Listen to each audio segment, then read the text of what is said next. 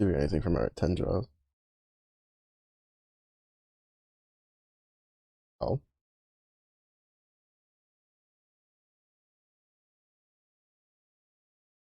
Oh. Oh, isn't this the new... Yeah, it's a new end. Oh, on the list of characters I want, but... Or that I was hoping for. But we'll take it. I take new characters over not new characters. Well, I mean, gold moons are nice. I'll take new characters and gold moons over duplicate summons that I don't need.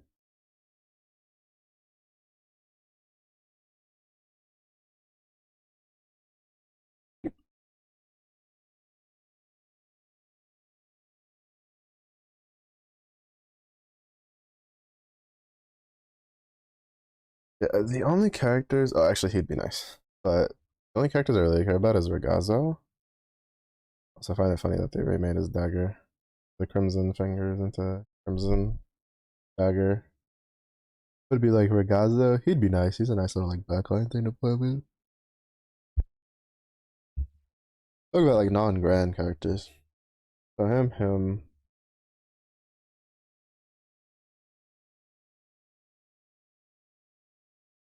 I'd take her. And then I think for water, I have everybody I care about. Like she'd be nice for like photos. So that's about it. Um.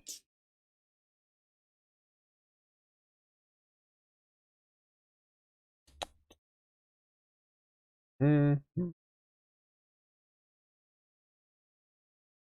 oh wait, this is Ledgefest, isn't it? I thought this was Flash Color. So dumb. So then I really don't care. That's because like the only like grand character out of it here that I don't have is Lua. Like I think he's literally the only one I don't own. Maybe there's one more.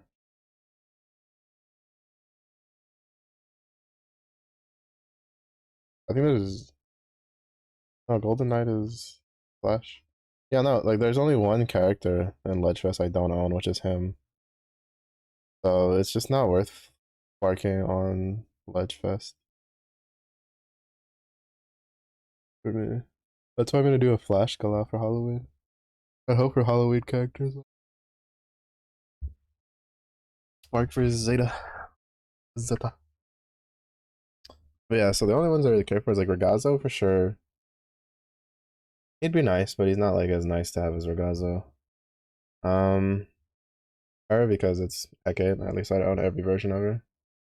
Also, I've heard she's not too terrible.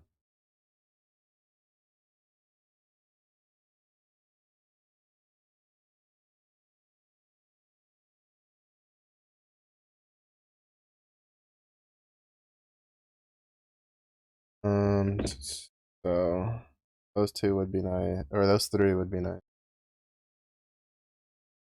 Um, for water, I think I have everybody I care about. For Earth, it'd be Sabrina because, granted, the new Kalulu would be nice. She seems really good. Also her just because favoritism. I used her a lot as an SR unit. Well, yeah, Sabrina would be nice.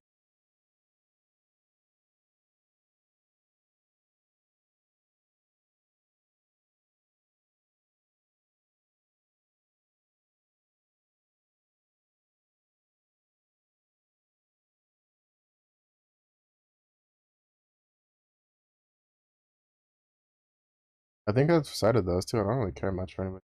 Well, I guess like what is it? Uh, Bowman would be nice. Punky Punky, hello, welcome in. For you. We can go and start enough. That's whatever.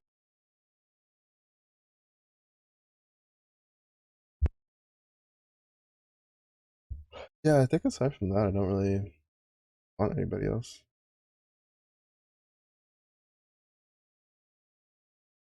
What's going on? I'm just looking through. Oh, she'd be nice. I'm just looking through the characters I don't have for standard for the free 10 pulls. And like kind of being like which ones are it. But we're going to be grinding for guns today after I finish doing some daily stuff.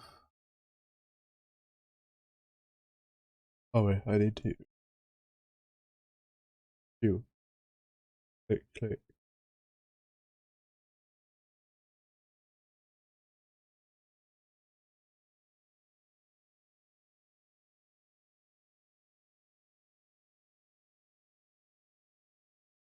And nice to have like uncapped for future content.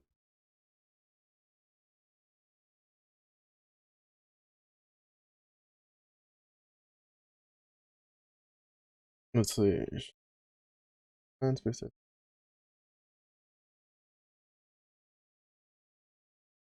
Light defense. Their level is 5. Twice. I'm assuming she when she gets targeted. Oh, by light allies buffs. Healing skill. Boost to ends multi.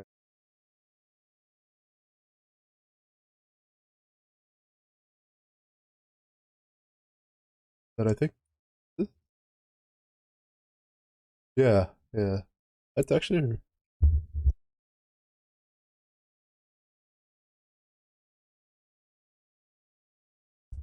really nice.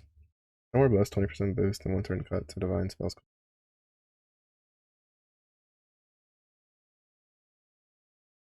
Yeah, all around she seems pretty solid, honestly. I think in my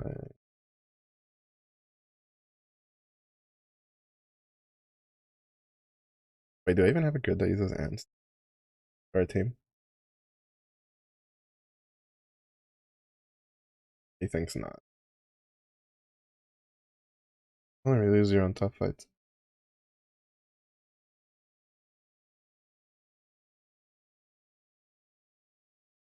Why does this team have Delaford in it? Oh right, this is where they added the pro skips. Those were the teams I would use to clear some of the raids to get the extra pendants. Oh, I have it.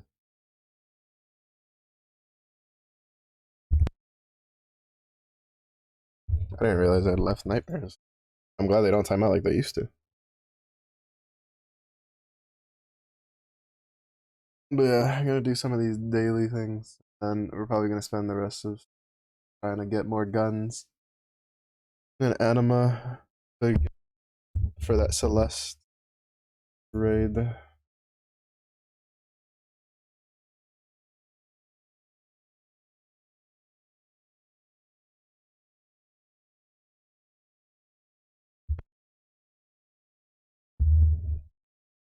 Uh, I really hope that like kids aren't that much of a pain. I mean, to be fair, the Chev one's pretty manageable because of my lineup, but like the Tiamat one just sucks. I hate doing it. I mean, she's not too bad now that I have Lumberjack like fully ultimate mastered. They felt really nice, but I just hope that it's not in the case of one of that where it's just like having a specific class like ultimate mastered and the skills for it kind of almost feels mandatory.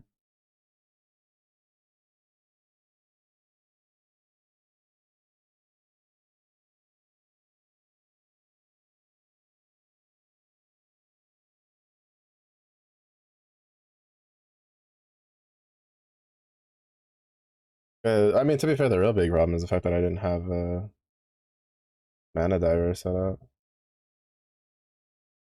to deal with the conditionals.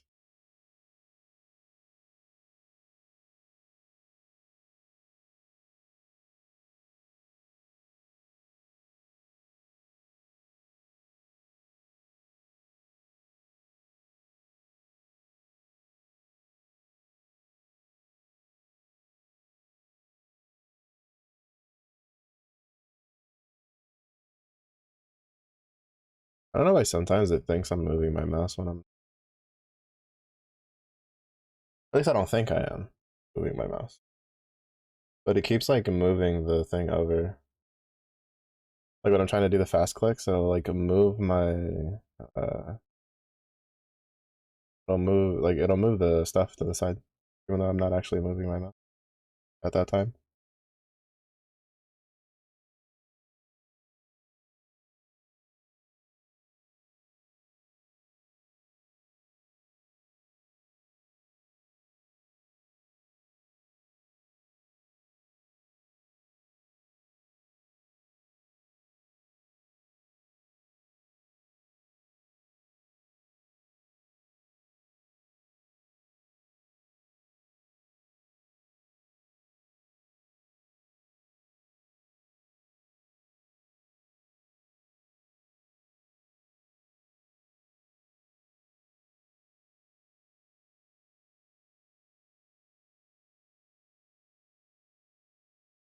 Oh,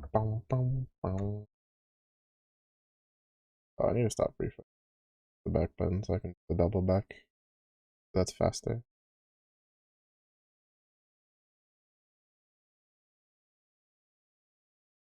Mm-hmm.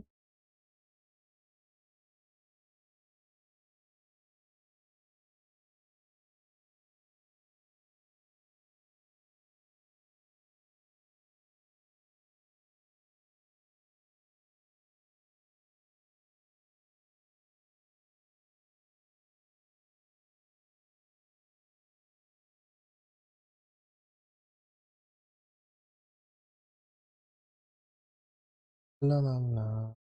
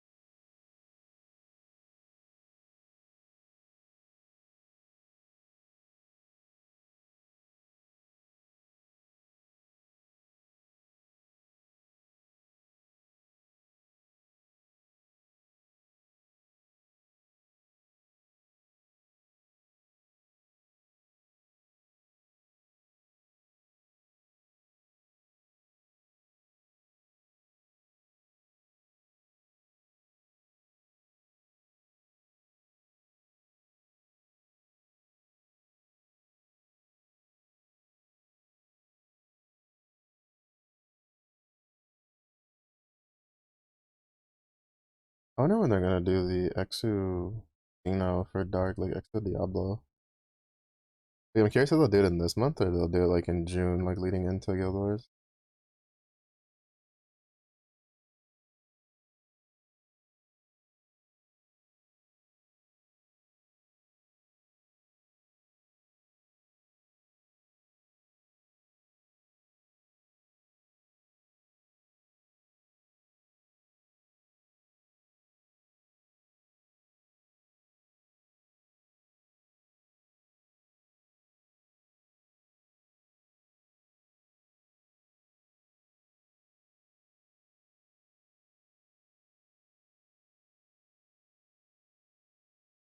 I remember this was 4 or 5.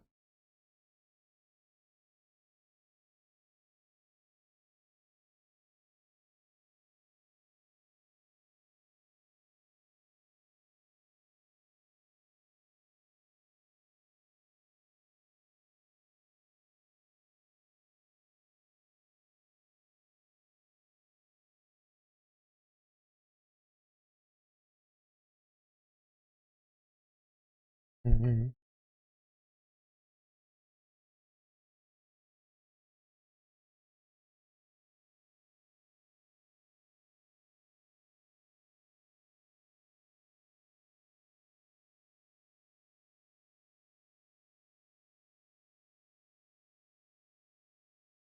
I think I'll take my whiskey neat, black and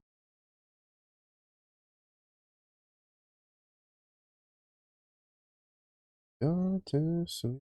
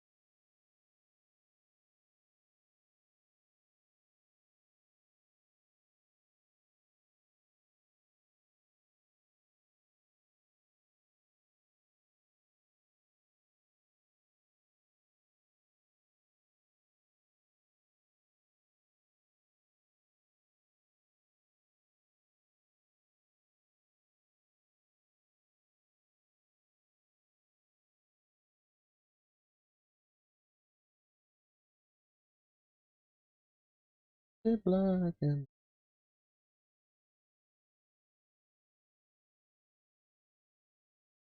you're too.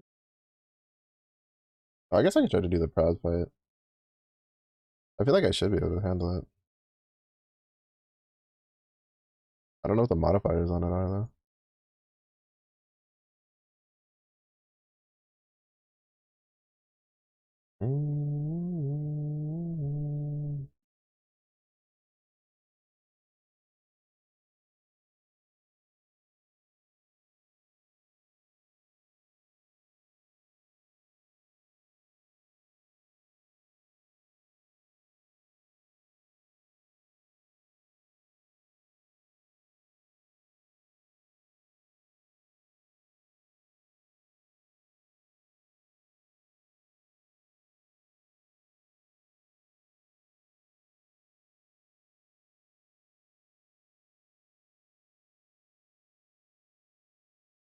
My bed.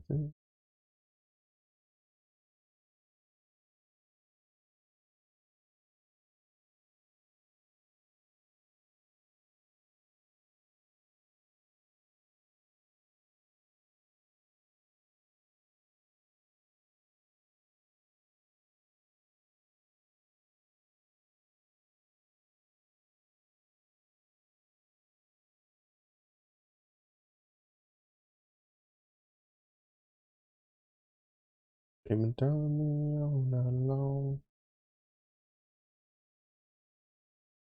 This goes on and on.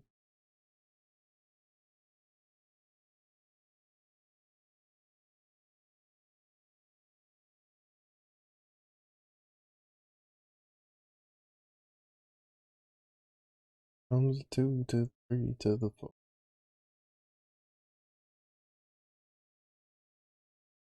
Times 4. Double shot of whiskey. And you got a history.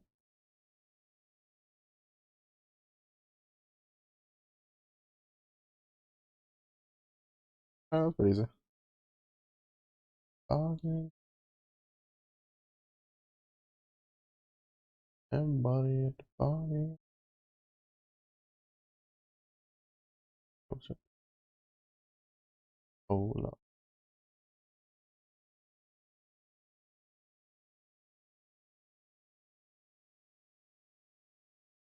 to the 4.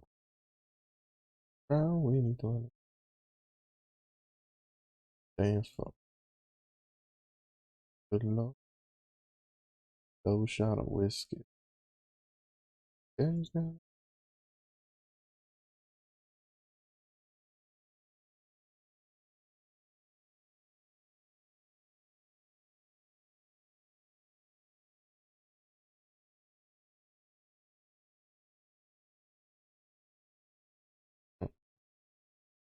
Here come.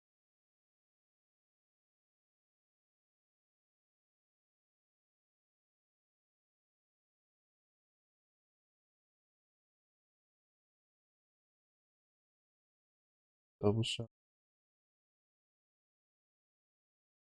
Okay.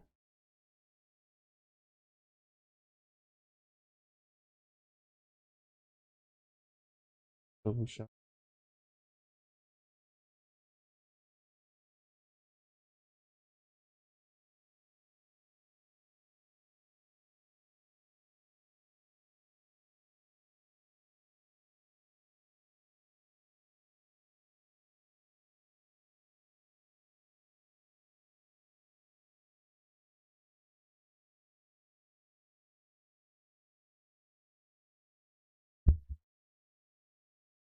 Ay, ay, ay.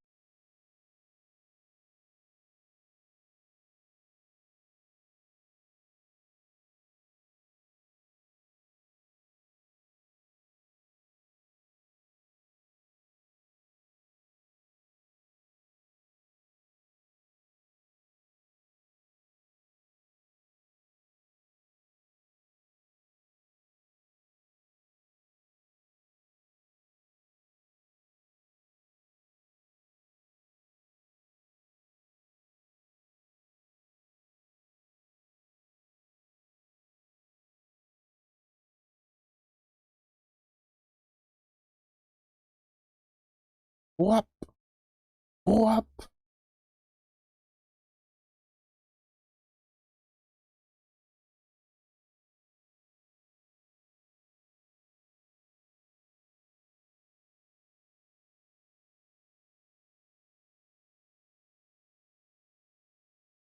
With the bubs.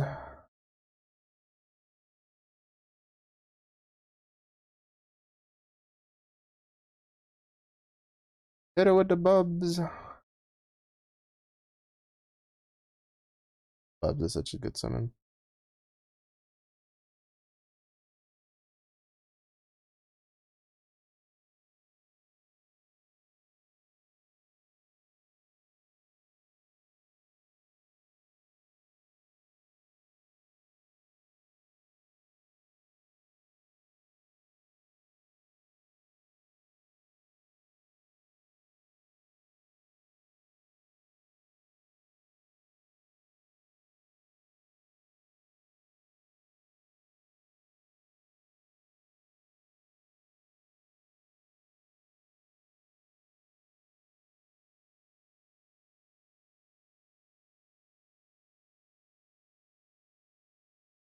Yeah, hopefully Dex Rise of the Beast. I can get so much Kieran farming though. I do a lot of Kieran farming. But next Rise of the Beast, I'm hoping that to get whatever character it is that's needed. Like I'm hoping it's water. I'm hoping the next Rise of the Beast, like Saint that they give out is water. Because that way I can spend like I can let the Jadeite pressure because the only well, I'm missing both the wind and earth, but like the only skin I care for left is the earth one.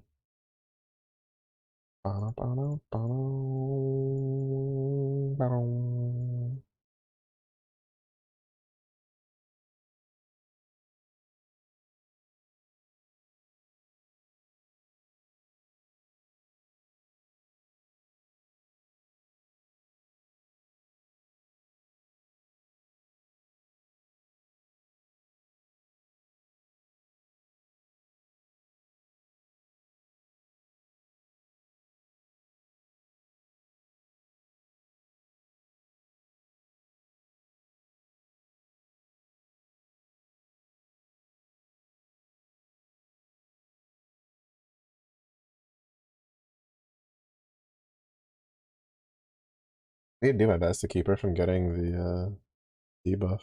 Oh.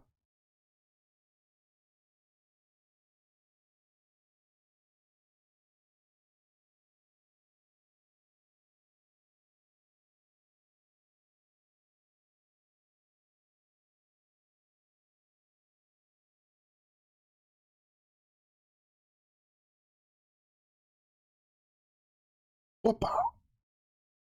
Deal so much damage.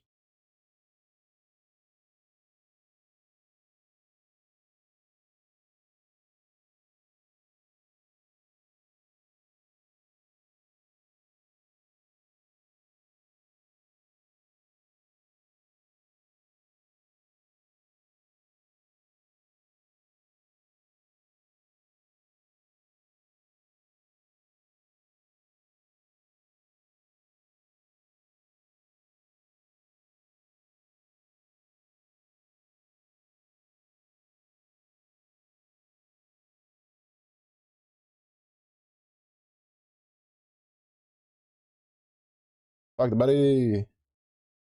There's debuff omen out of my house.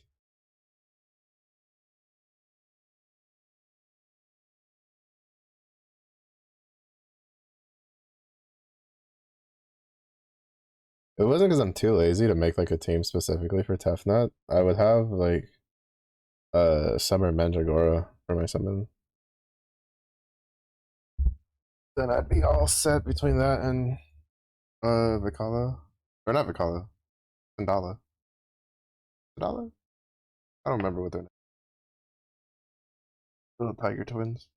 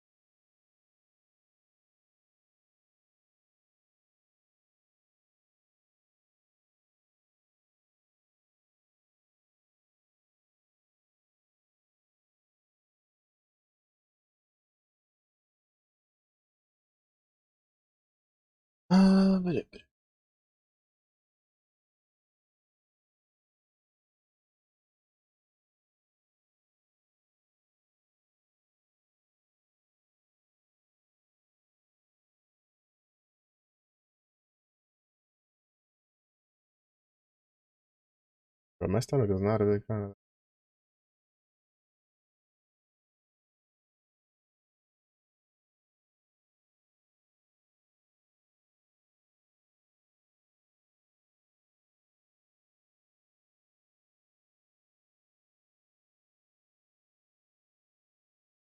I could have had big echo damage there if I'd remember to use Mammoth.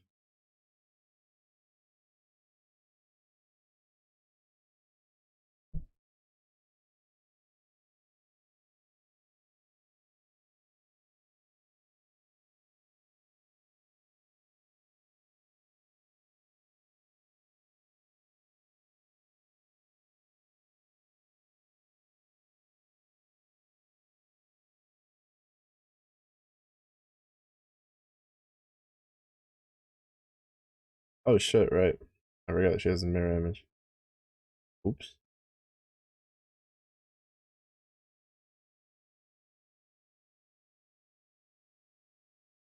Mhm.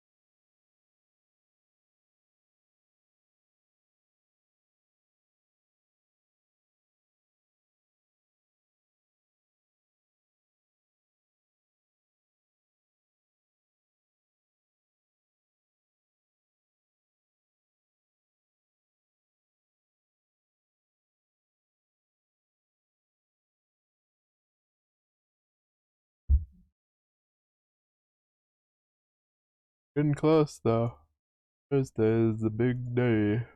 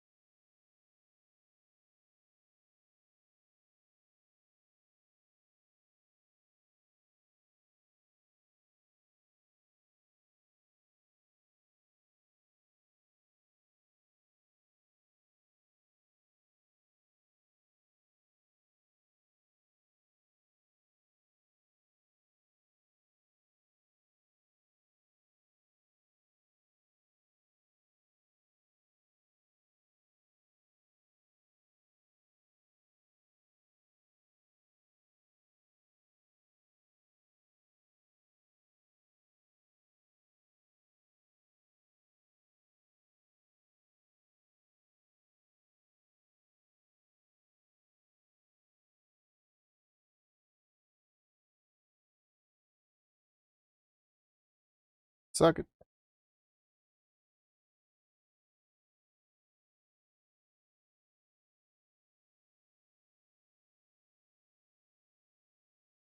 At least in a mana diver setup, really Maya feels like really good. Because you can get her to Ogi a lot. So she Ogies a lot. She gets a reset a lot on her 3 or her 4. So you get a lot of buffs. You get all the buffs pretty fast.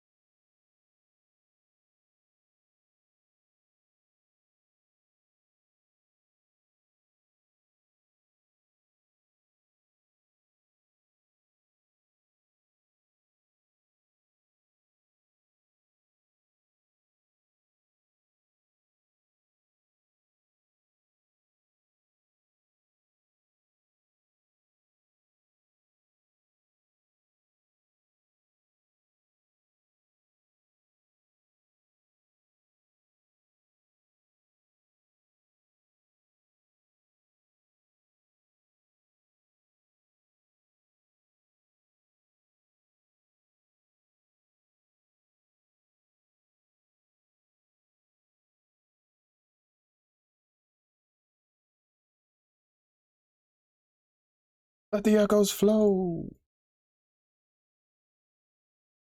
Flow echoes flow. Ooh, Uriel's about to eat good. About to hit the pow. Whoop. Bro, look at all those. Yeah, damn.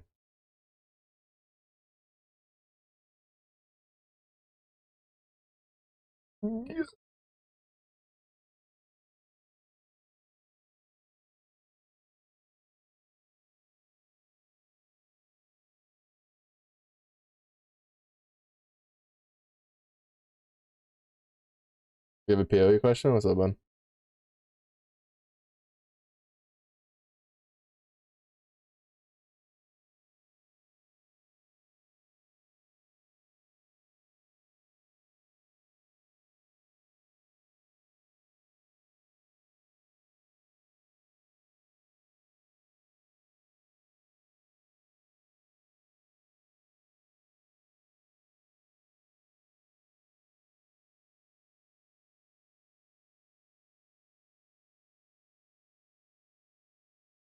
Why can't you use Berserk? Berserk is based off of Rage generation.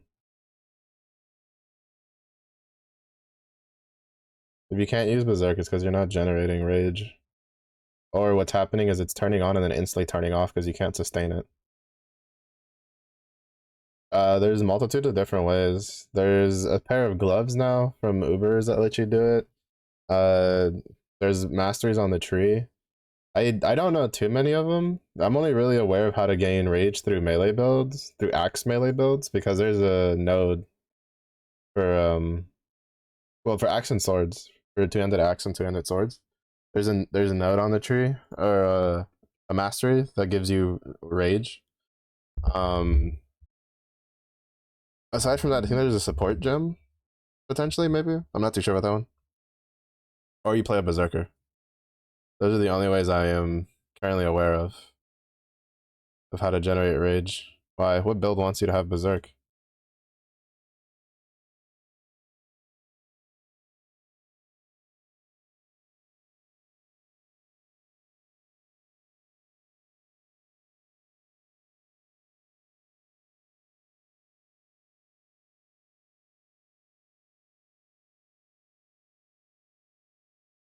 Berserk, no work. Send me the link. Let me look at it.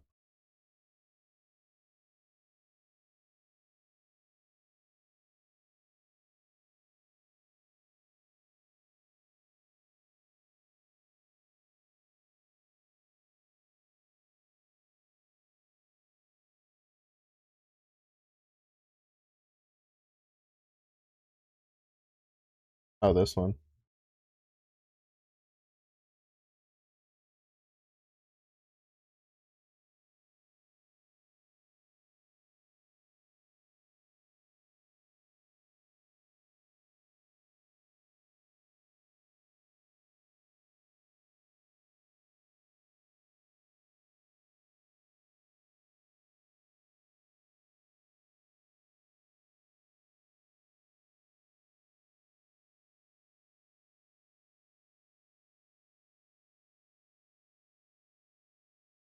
Oh, oops. Got to open this at 50.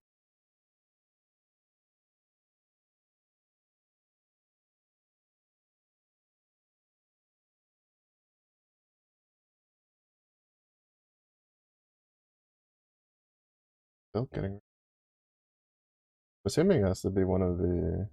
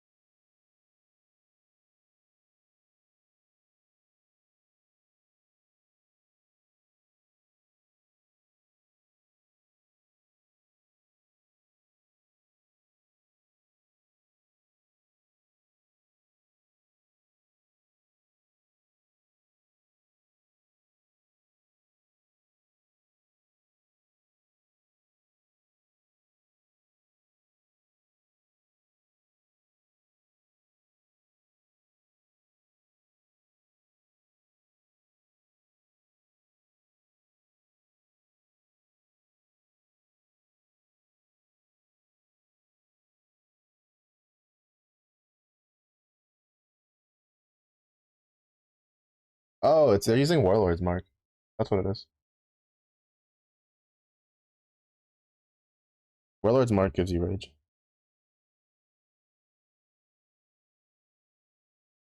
But you have to stun enemies. So the way Warlord's Mark works is when you stun an enemy, you gain rage back.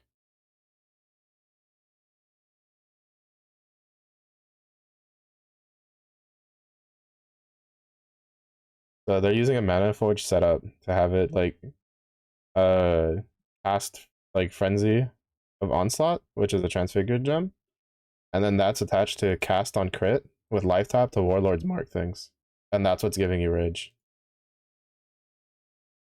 I forgot about Warlord's Mark because Warlord's Mark is something you use early and then you drop it in melee builds because you don't really need it late game. But yeah, so that's what's giving them rage for Berserk. The Frenzy one is a trans gem. I'm assuming it should work just fine with the regular version. I don't know why they want that one. Well, I guess because it gives onslaught.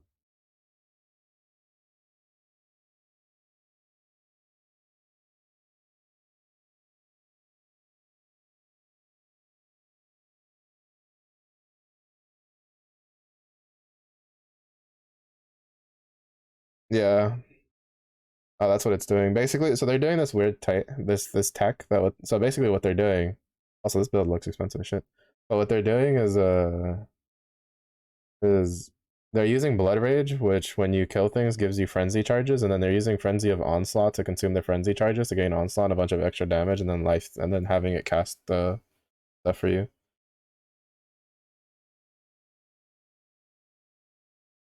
using the basic one, and there's there's no way that like using the basic one would change that. The only difference between the basic one and the regular one is the trans one is the trans one's giving you onslaught when it consumes your frenzy charges. Like it's not gonna give you rage. If it's not working, it's because you're not stunning anything.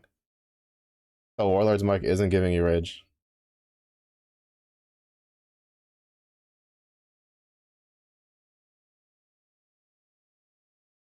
Like that being trans or regular has no bearing on that working. How's he making it stun? I don't know. It's a good question. I've never played this build. Uh,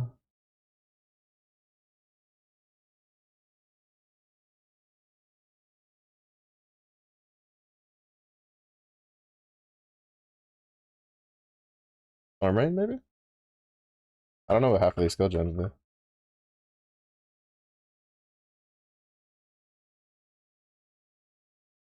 No, that just deals damage. I don't know. Honestly, I don't know.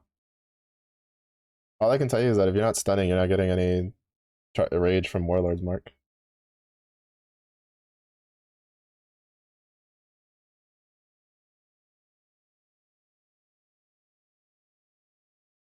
Nah, Brittle gives you additional crit strike.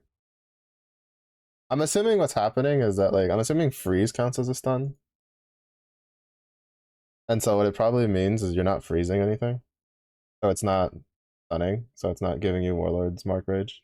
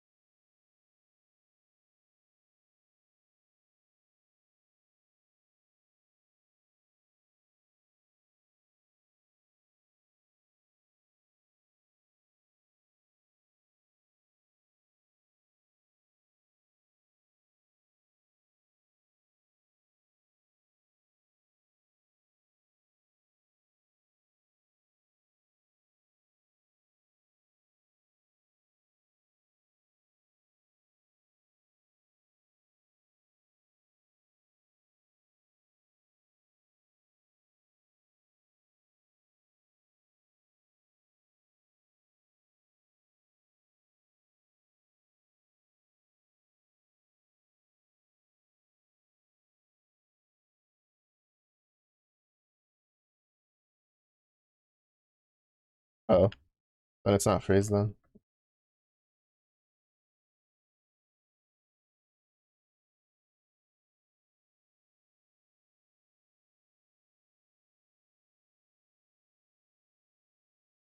You said you have everything else?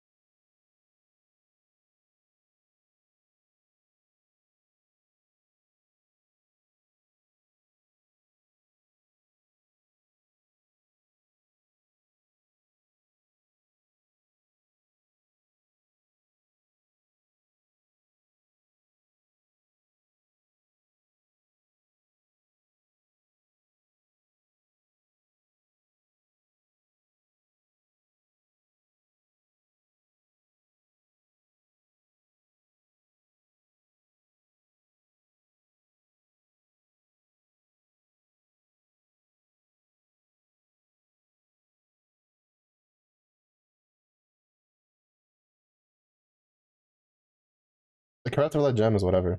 He just wants you to have a corrupting blood gem. Like I'm looking at the modifiers on it. It's 10% increased damage with wands when he's using a bow. Like it's just there for corrupting blood. You can get that by just vol orbing, like cobalt stuff. You can make it yourself. Just grab like a blue gem that has like some decent passives on it that's usable, and then just corrupt them with vol orbs. And then eventually they'll hit where it'll give you one with corrupting blood immunity. The sheer amount of those I've sold like to the vendor is ridiculous when trying to get like orbs or vol gems I need for those. So basically, looking it up. Um,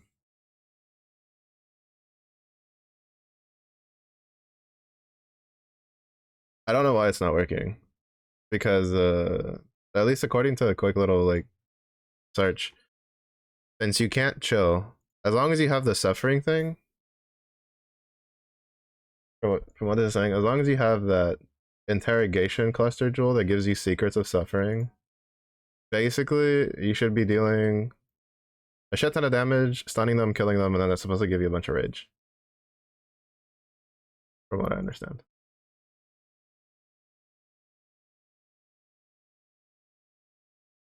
So if you have that set up and it's not giving you rage, are you killing like is everything dying? Are you struggling to use it? Because it could just be that mobs aren't living long enough to give you the rage.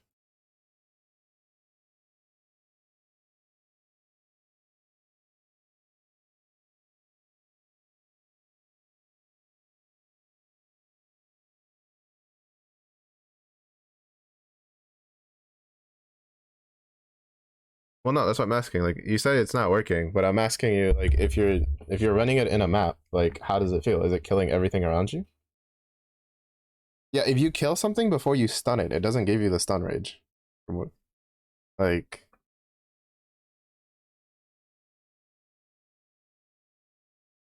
so like if you're murdering everything with the build, it's probably not going to give you rage, or you're going to get very little of it because it might not be stunning things.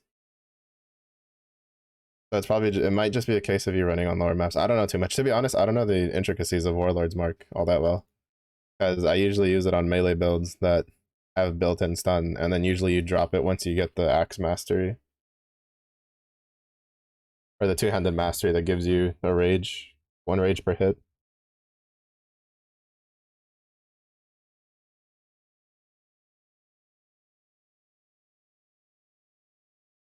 Like realistically speaking, if you're killing everything around you, then you don't even need Berserk. Berserk's generally like a cherry on top for most builds.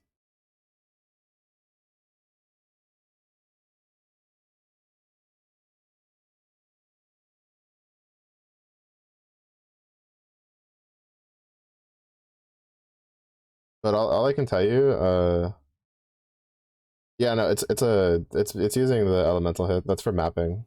That's predominantly for mapping. Like you can kill bosses with it, but it's more of a mapping kind of build than it is a bosser,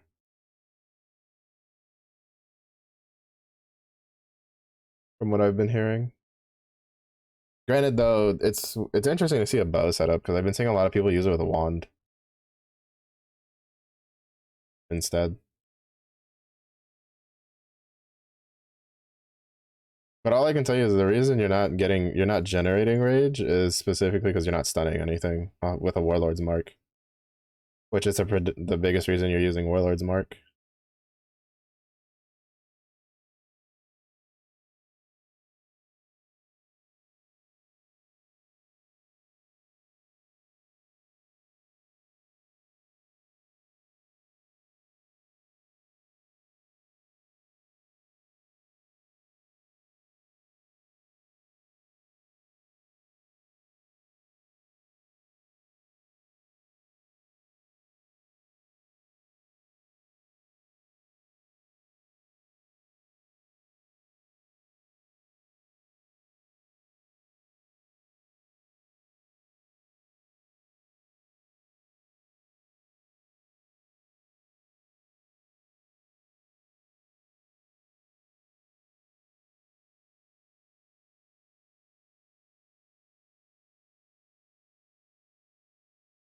But yeah, but I don't know enough for that to know like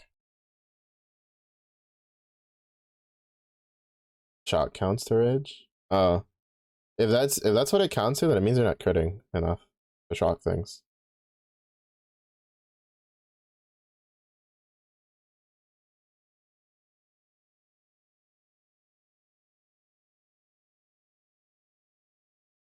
A rain of arrows. Wait, why are you using? You mean the storm rain? The Storm Rain arrow is probably your main source of shock. Literally what it's built for. That's like the whole thing. That's its whole thing, is to shock things.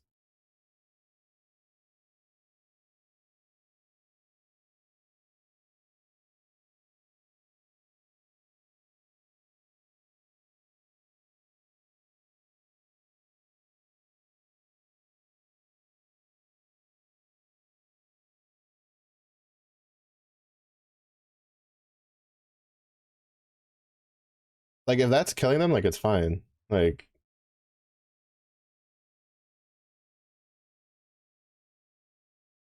what I mean, like I just mean just like I didn't even know what that did. Like I had to look at the PoE wiki and I could tell you that's what it's there for.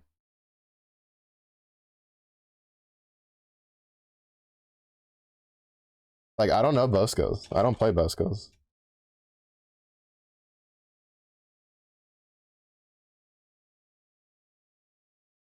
Like I play melee skills. But the reason I say that is because it's a lightning skill.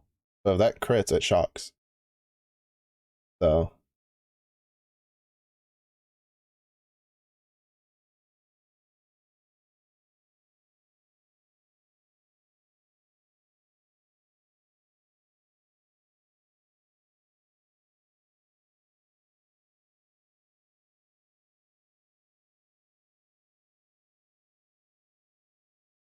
yeah, if you crit with fire, you get ignite. If you crit with cold, it freezes, and if you crit with lightning, it shocks. Or at least it's guaranteed to do so, I should say.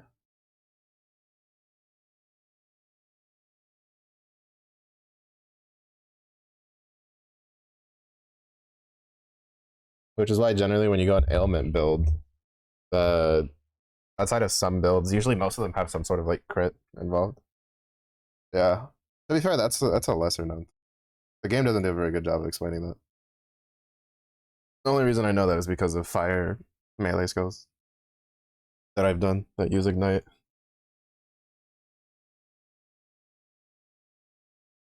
I mean, granted, there is other ways to apply like debuffs and stuff, but critting is like a guaranteed source, if I understand correctly. The way it works with ailments is like if you crit with a fire skill, it will always ignite the target unless you have like ignite turned off somehow.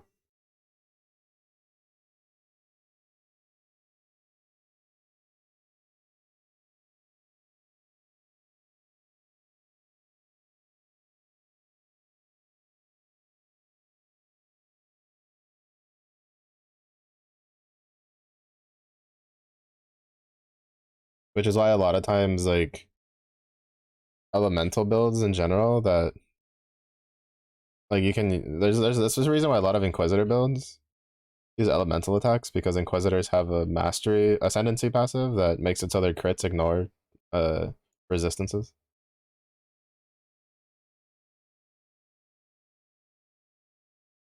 No, the only reason I know this is because like you have to go to YouTube videos. Like the only reason I even know a decent amount of ignite like for chance and stuff is because of like explosive arrow. I tried explosive arrow one day in League. Well, the hardcore version with champion, which was kind of a pain in the ass, but that's why I say that like it's not always the case that like critting is like it's important for putting up a lot of dots and stuff, but it's not always the case. There are differences in between. Roasting explosive arrow. I mean, there's really nothing to roast about it aside from you if you don't like it. It's an extremely strong ballista skill that synergizes really well with two ascendancies.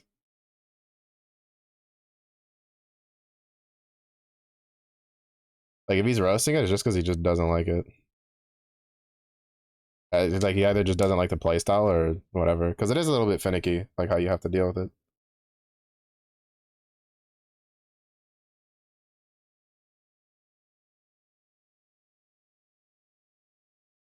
On Challenger? What?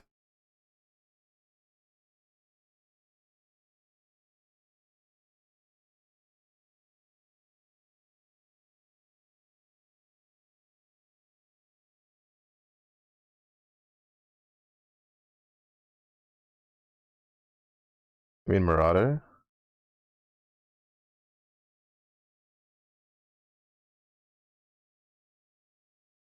Is he complaining about champion explosive arrow?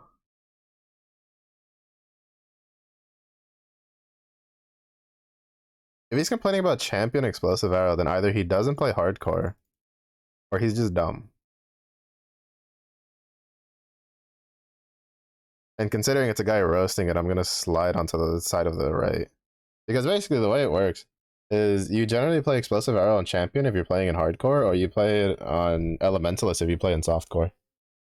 Because it synergizes better on elementalist than it does on champion, but champion comes with so many, it's so stacked defensively and offensively that it's a really good, and it's on the side of a tree that you want most of this passes for because it's duelist, which puts you right next to the projectile stuff.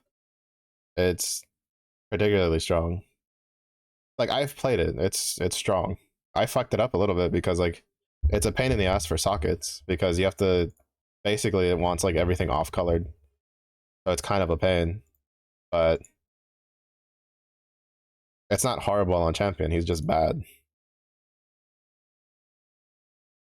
You can't call a build that that a hardcore player uses and kills like Ubers with on hardcore a bad build on that specific setup. Like, like that's not how that works.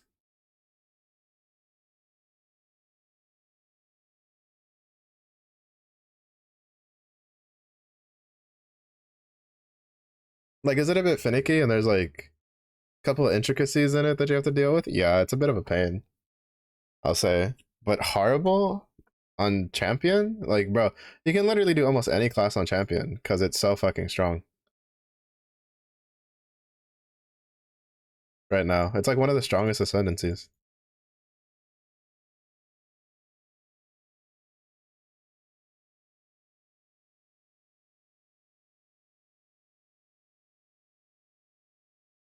Because it gives you access to permanent fortify.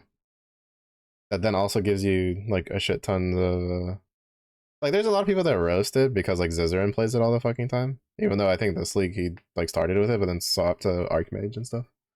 And he's been doing a bunch of other builds. But like is it better on a different like ascendancy? Yeah, it's better on Elementalist, 100%, because it synergizes with the ignites with that ascendancy better. But to say it's horrible is just telling me you don't like you just don't play it. Or that, or you just followed like a POB without like reading anything about it. Because I've tried it, I don't particularly enjoy it, but I could say it was pretty good, honestly, even with my scuffed attempt at it. So,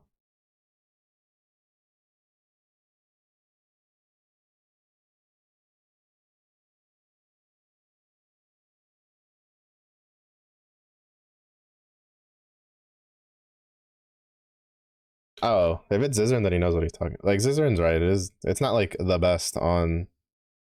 It, well, is he being sarcastic? Zizaran plays explosive arrow champion. That's his main build. Like almost every league.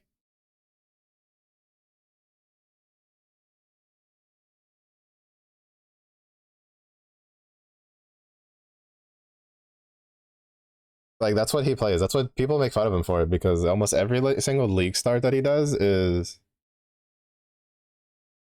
explosive arrow champion.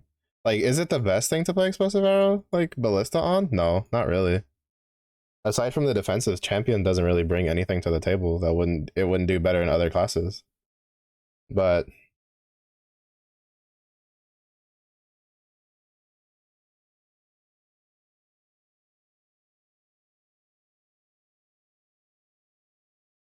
let me see the video. 'Cause I watched most of his. I mean, it's a very like easy playstyle. You put down ballistas, they shoot shit with explosive arrow, they blow it up, and then you carry on with your life.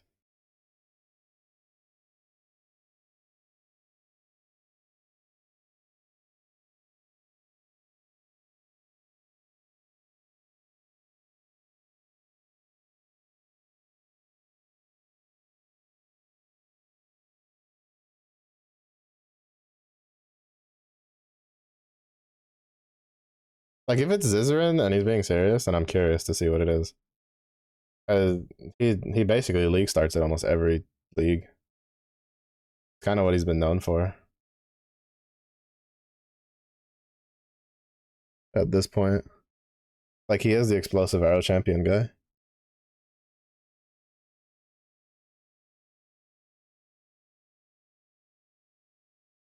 Oh,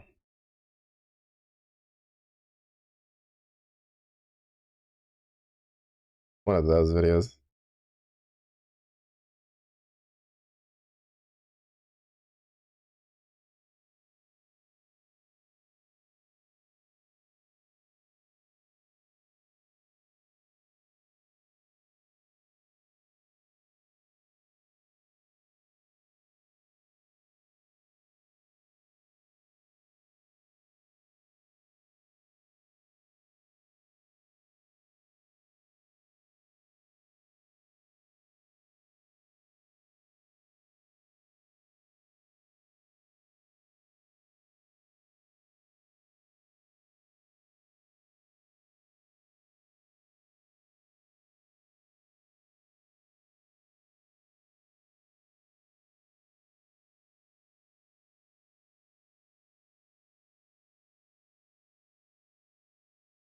Oh, it's bun.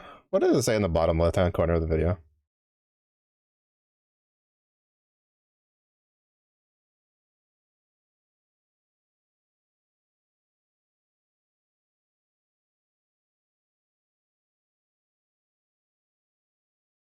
The reason he's saying please don't let this be explosive arrows because what's happening, right, is that someone is going, man, my build sucks.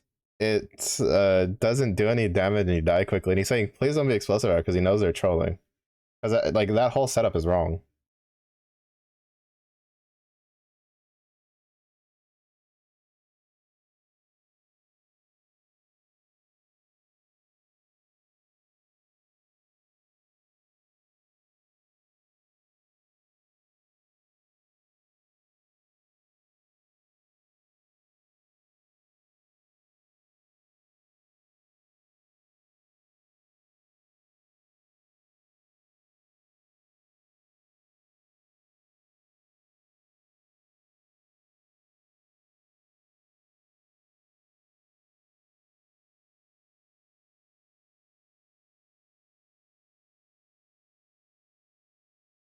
The submission, yeah.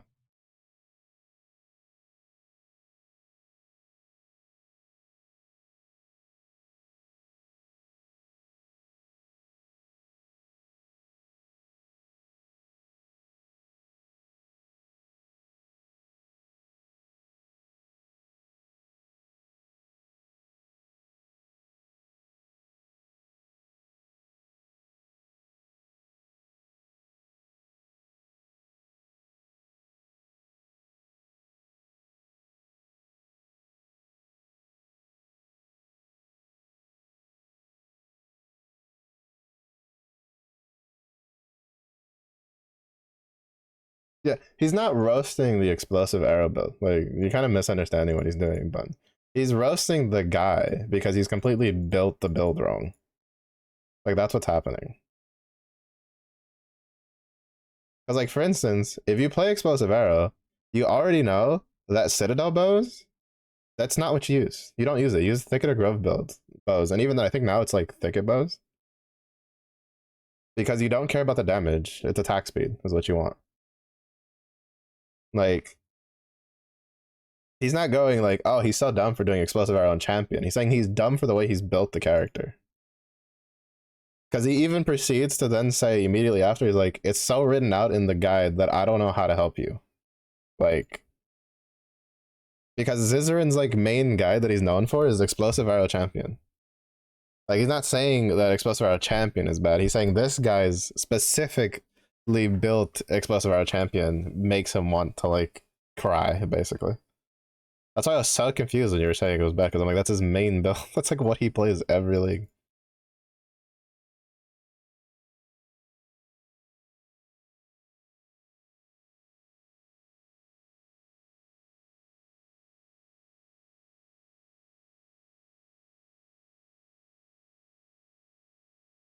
Yeah, that's a case of that. That's what's happening there. How to follow a guide. Bun, you'd be surprised at how many people would just, oh, I mean, to be fair, Bun, like, the amount of people that actually sit down and read a guide and don't just grab a POV and just like go, oh, here, these are the gems I need, and just toss it on and don't know why, like, pretty high, honestly, pretty high.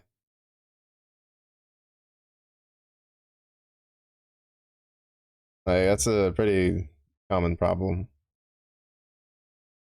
Oh, please don't tell me I used my bubs too early. I think I used my bubs too early. All those buffs should have been gone.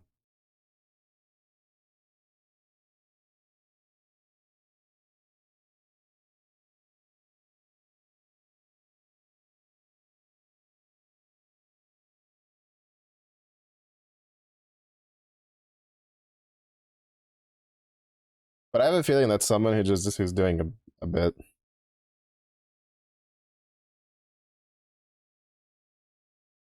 Like, I'm pretty sure there's someone doing a long con. Like, surprising well in Dove. Well, I mean, I'm not surprised. It's a bow build. Bow builds work in most things. It's just depends on the tankiness level of your stuff. Also, I'm assuming you freeze a lot. It might not work like in super, super deep delves, but you can probably get pretty far down with it. Because you have a lot of CC with freezing. I don't know if you convert to brittle on that too, though. Like I said, I don't know enough about bell builds.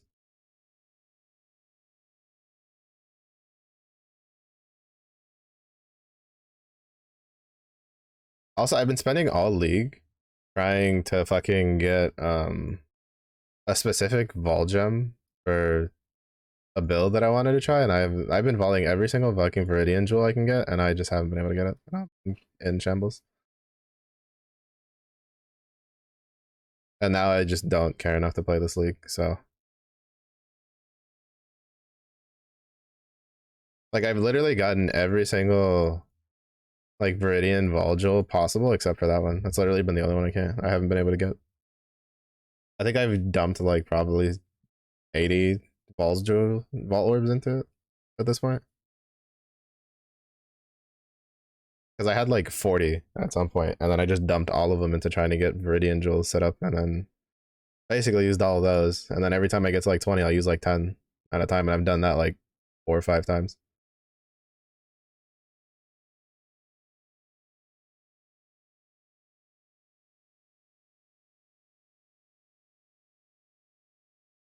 With the rest of them, yeah. So like you take the jewel, right? Like a Viridian jewel, for instance, and then you vol orb it, and then sometimes it turns into the special unique jewels. Like that's the one that I need. I don't remember. It's whichever one gives you. I don't remember what it's called. It's the one that gives you extra attack speed for your shield.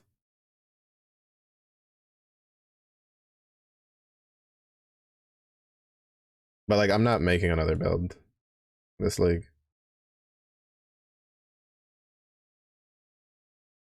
I'm probably gonna spend the weekend like finishing out the challenges, like the last like 2 challenges I need, and then I'm probably just gonna stop playing this league.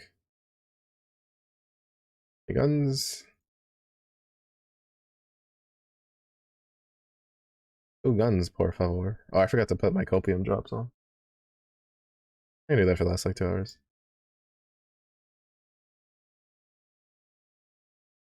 Wrong gun. It's trolling me.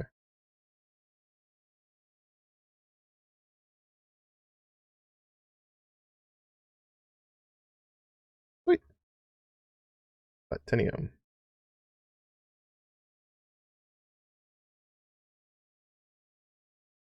That might be the one. I don't know what it is. I don't really care though.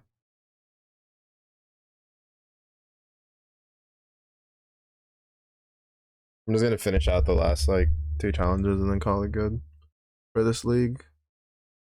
Kind of sucks because I kind of really wanted to like play this league and try to get the tier 2 for the armor, but I'm just over it. None of the builds I want to play like are fun, or well, none of the builds I have fun with are easy to build and make stronger. And then it's like the type of builds I like to play are kind of meh right now. To be fair, like if I just spent more time, I could definitely make them work. But it's just a case of I just don't care. Go, go, go.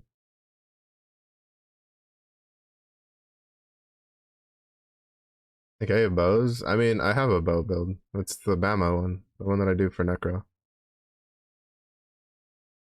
It's the blank arrow mirror arrow build.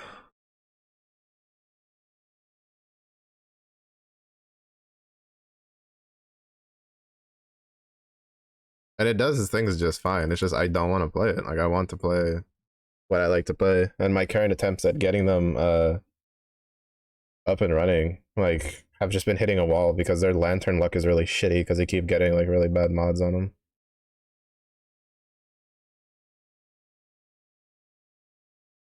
And then it'll force me to have to basically go over to my Bama character and have him clear the map, which just defeats the purpose of fucking trying to level the character.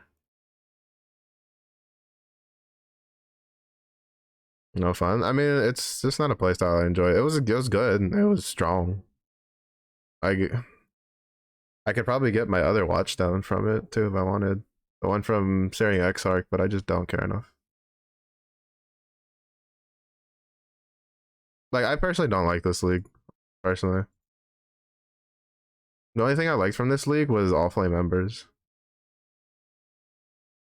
I thought those were really like neat addition.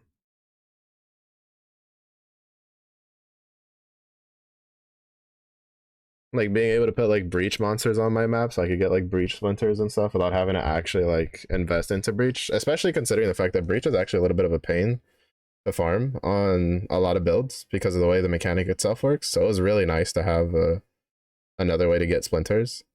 Um Stuff like that, like being able to put like abyss monster so you can get like an abyssal jewel or Stygian Vice like without having to actually invest into it was also really good. Like stuff like that I really liked. I liked being able to put in the tattoo guys to try to get tattoos and omens. All right, so the way breach works is you have these hands on your map that spawn, right? And when you run over the hand, they open up and they basically do this ring that expands for a limited amount of time that then spawns special monsters that are only active like in the area that the ring uncovers, which are breach monsters. And then you have a limited amount of time to kill them, to kill all of them, and before the hand closes again, basically. And it caters very well to, well, as you would guess, like range builds that have a lot of like really fast clear. So it's pretty good if you have a build that you can kill things quickly, like a large pack of things quickly and like move very quick. So it's usually something that's very good for bow builds in general because bow builds in general get to shoot and move and kill a lot of things very quickly without having to really uh do a lot of stopping, which synergizes really well with the content. But it gets to be kind of a pain in the higher maps because sometimes their rares have a lot of HP and they just won't die depending on what modifiers they roll. But you can try them up so that way you can get like breach lords to spawn in them, you can get hands to spawn in them, you get more splinters and stuff. It's just that I liked the all flame ember because you could literally just I did a map on a weekend where I just put like basically half my map was just the same breach monsters and I got like I think like half a breach stone worth of splinters, maybe a little bit more. I don't know, I'd have to check. I got a lot. Granted, they weren't all the same ones though. I think there was like 2 packs of one and then 1 pack of another one.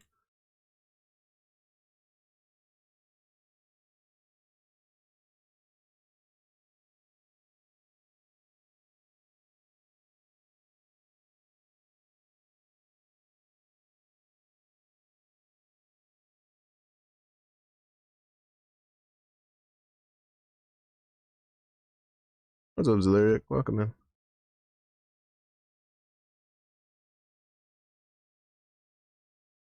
Oh shit, I didn't even that. Oh well.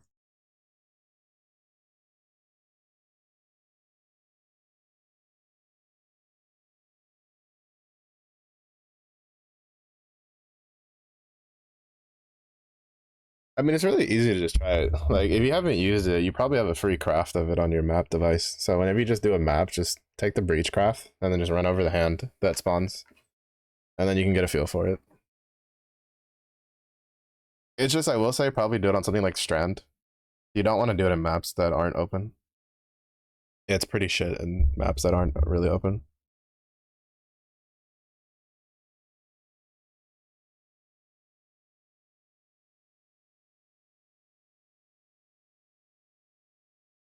Not gonna be enough for a full.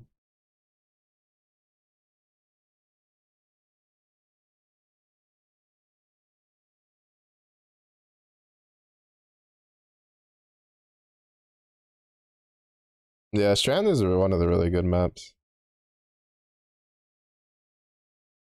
It synergizes really well on a lot of the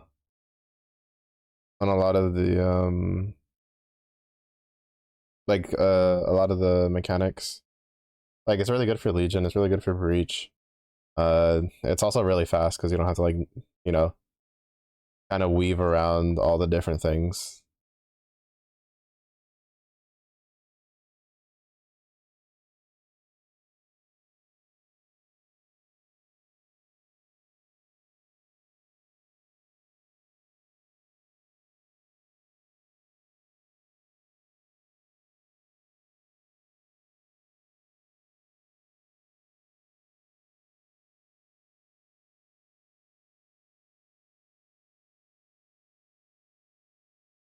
There's that. Jungle Valley is another one that people tend to farm because it has a pretty decent drop rate for the Fortunate card, aka the card that gives you, I think, 2 divines if you turn in, if you get a turn in.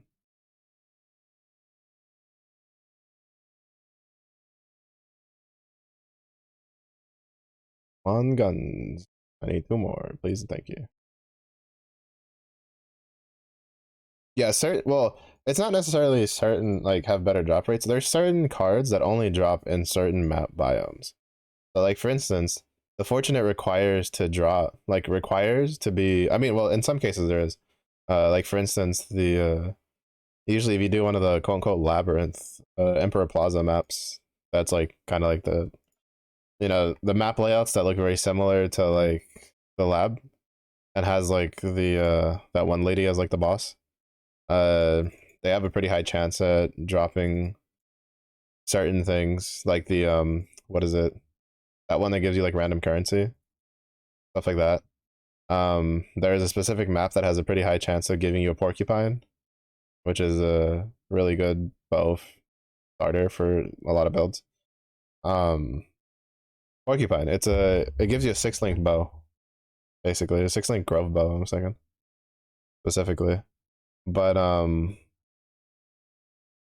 there's a, so the Fortunate requires it to be on Strand is probably another pretty good one. It's just a lot of people do Jungle Valley because it's a pretty small open map, so a lot of the pack density is really good. But if you do it, if you farm a map that is open, that has this like quote unquote sunshine, you can get the Fortunate. And Jungle Valley is like one of the big ones for that.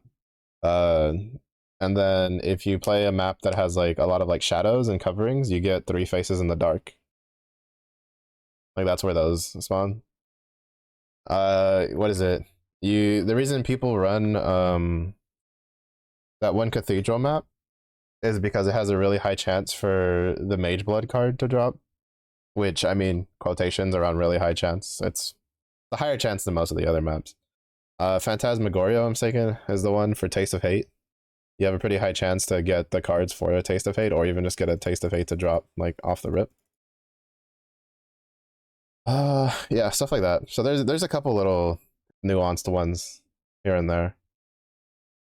Why is Mage Blood even good? Because it is the one biggest survivability boosting item in the game.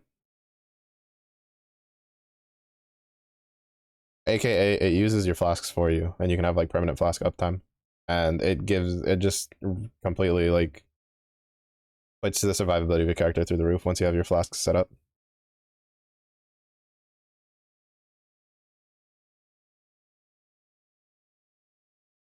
Like Headhunter is what you play if you like just like running around in maps and like becoming like, you know, fucking Godzilla with all the like rare modifiers and stuff. I guess like let's see. It's kind of funny because it's like there was a video where like there was people who had they got an point of contention about it where it's like Headhunter versus Mageblood, right? And it's like which one would you like if you had the option to give one or the other to a brand new player, which one would you give? And it was like split down the middle because a lot of the min maxi guys are like, well, obviously I'd give them a Mageblood because it's single handedly the strongest unique in the game because it just the sheer survivability and power that it brings to a build is just unmatched by any other unique currently. But there's a lot of people that say they would give them headhunters because yes, mage bloods are incredibly powerful, but for the most part, you know, most new players there's no real like big wow factor to it. Like you put it on and it like pianos your flasks for you. Oh my goodness, holy shit, that's insane, right? And then it's just like but headhunter you put it on and right and you're stealing modifiers from rare monsters like the whole time. And like that's just more bang for the buck. But it's just that the sheer amount of power that Mage Blood gives you is really, really high. And it's incredibly rare. It's probably possibly like single-handedly, like I'd say if not the most, then at least for sure the second most wanted like unique in the game.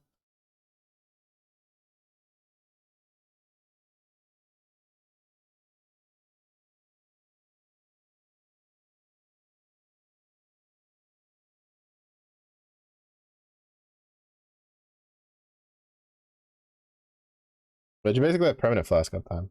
Basically what it is.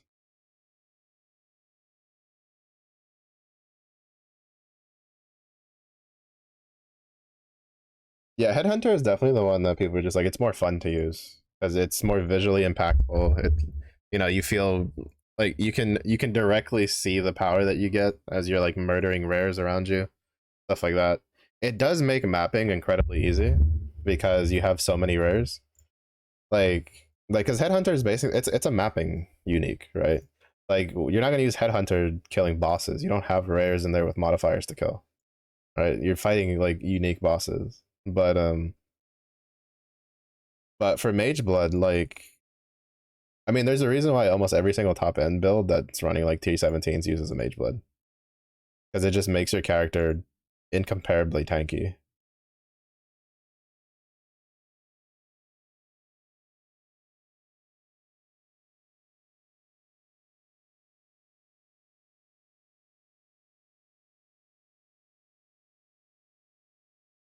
Full single.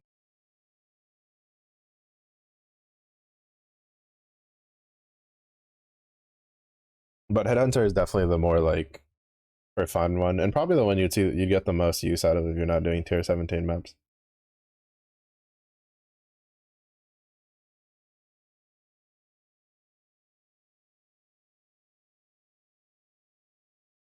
For Mage, but I mean, you look at that, it's pretty expensive. Pretty expensive. I think the only other unique I would say that comes close to it is the Ring of Kalandra.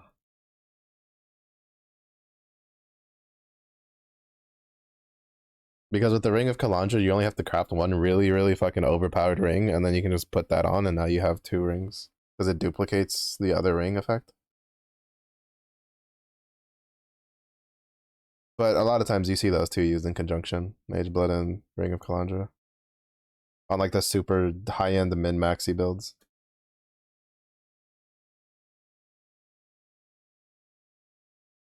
Because it's just one less piece of gear. I mean, in this league, it's not like such a big deal because necropolis crafting, you have the corpses that give you a chance to duplicate the item, but Mage Blood is cheaper than Headhunter? Ain't no way. Is it a 4 flask Mage Hunter? That's kind of an important distinction.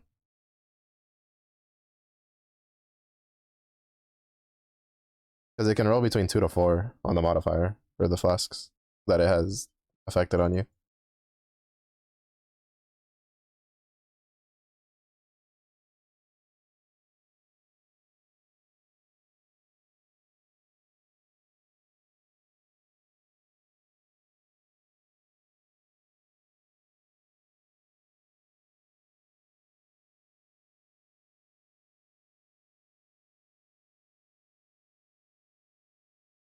Like you can use a 2, but the one you want is the 4.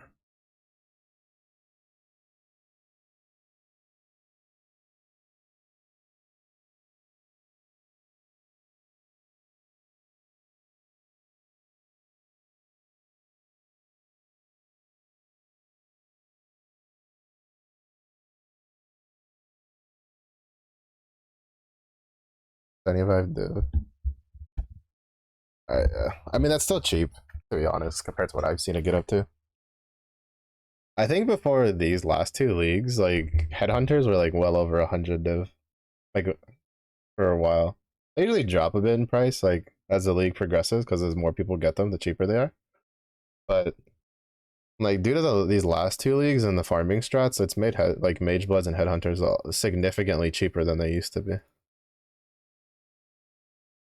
Which is arguable whether that's a good or a bad thing. To be honest, I'm kind of like in the field that I would rather have rare uniques that feel incredibly powerful when I get one over uniques that are extremely common and are kind of bleh.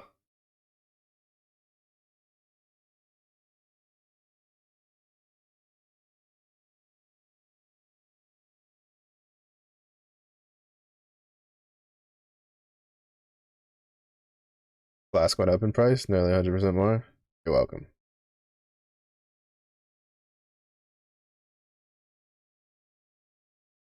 The good thing is this was the league that you needed 5 div in because it's the only league I've ever had 5+ divs to give.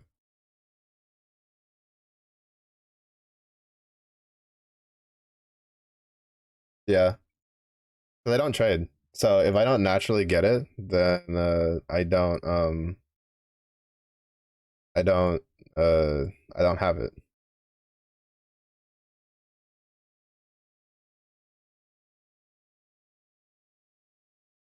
In most leagues, I usually get like 2, 3.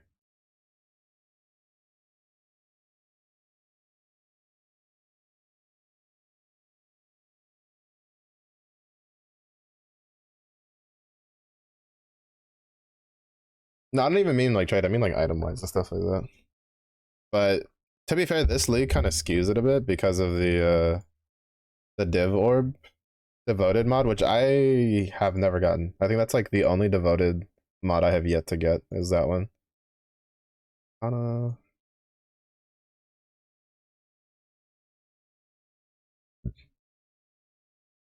But I've naturaled like 7 divs this league. All of them on like one character, but one. 6 of those div orbs came from my Bama character. I don't know what the fuck that character is called. It is juiced for fucking uh for divination orbs. I don't know what it is. That dude, that character got 2 while leveling through the campaign, and I got 4 more through maps. And I was like, okay, okay, you know, I fuck with this. Fine.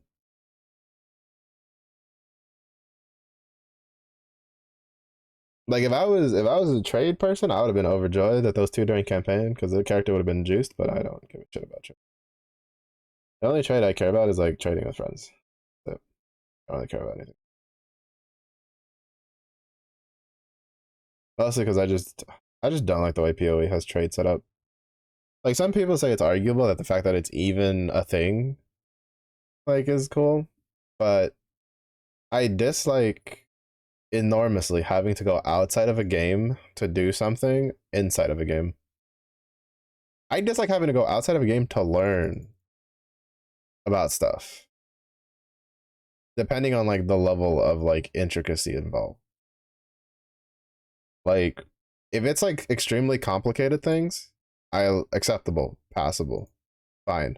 You know, stuff that really kind of you need to get into the nitty gritty to like really understand and isn't something you're gonna deal with on like a consistent basis. All right, I can allow that because I've played plenty of games with stuff like that. But when you have to look up so much information externally because it's nowhere in the game to explain anything, it pisses me off. Like to such a high degree. Because it makes me feel like you're so fucking lazy as a developer when you do something like that.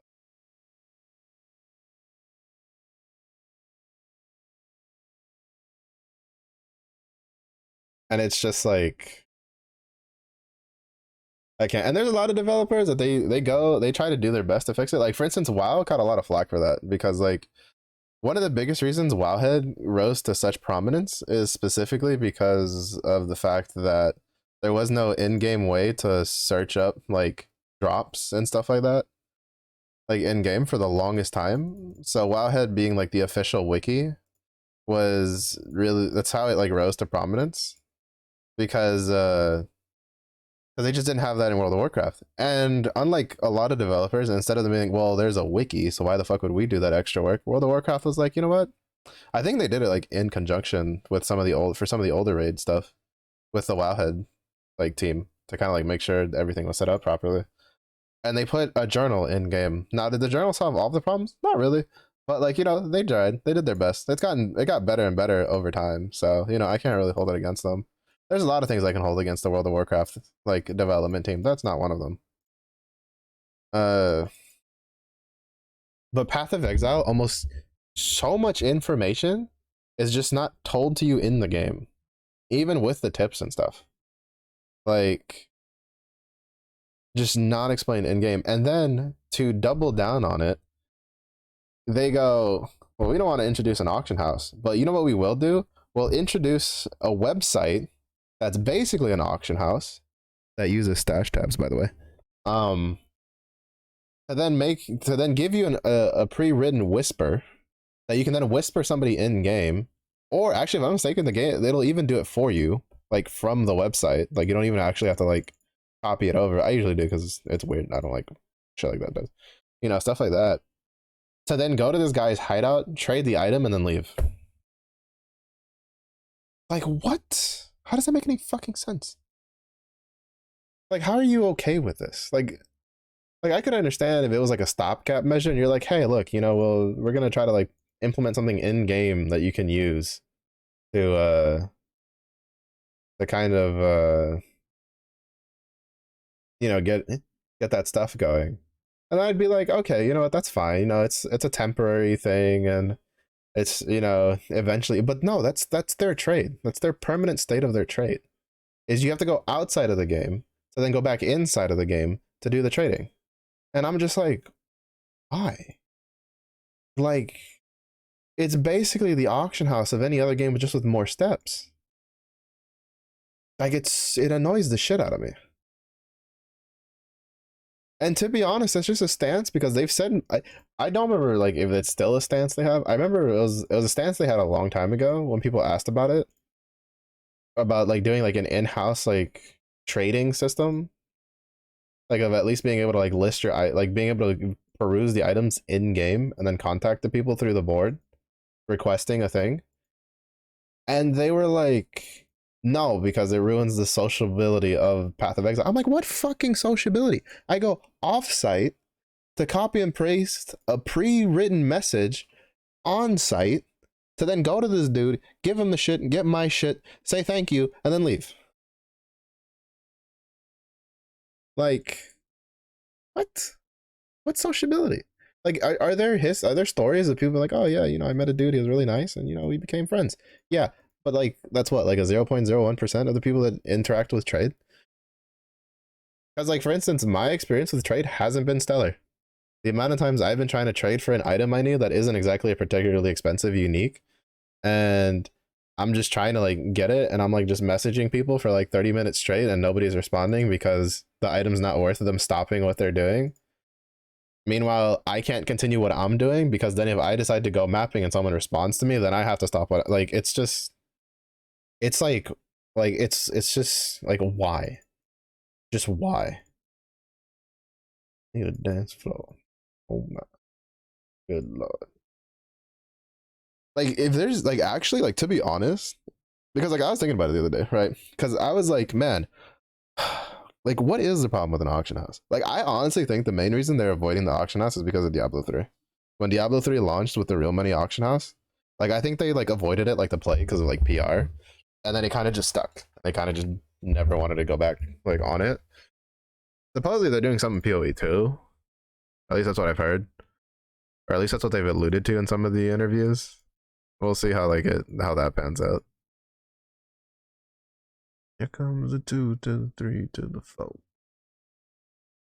We planning about.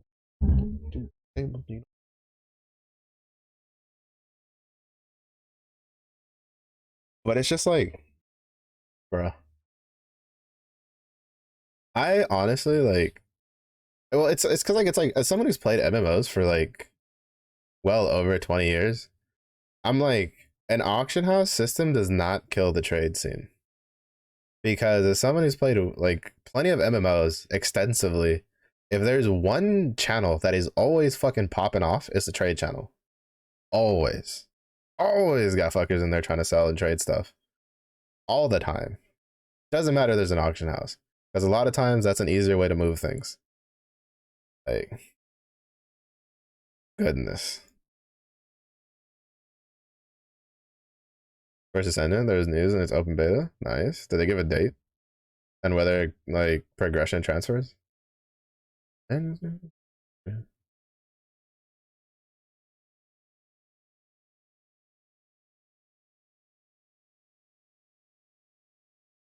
everybody at the bottom.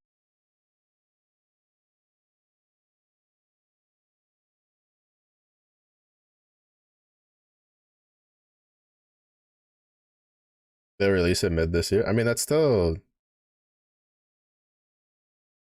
I mean, they said tentatively, Bun. They said the tentative release date for the game was middle of the year when they talked about it. If you want an example, the tentative release date of PoE 2, I think, was like 3 years ago.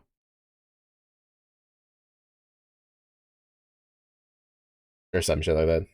It was supposed to come out like a while ago. The tentative release date for Relink, I think, was like 2 years ago. And that came out beginning of this year. Game development's kind of a pain when it comes to scheduling. May 25th. Oh, that falls in a ish little block. Might be able to squeeze that in. Depends on what's going on in Gramble at the end of that month.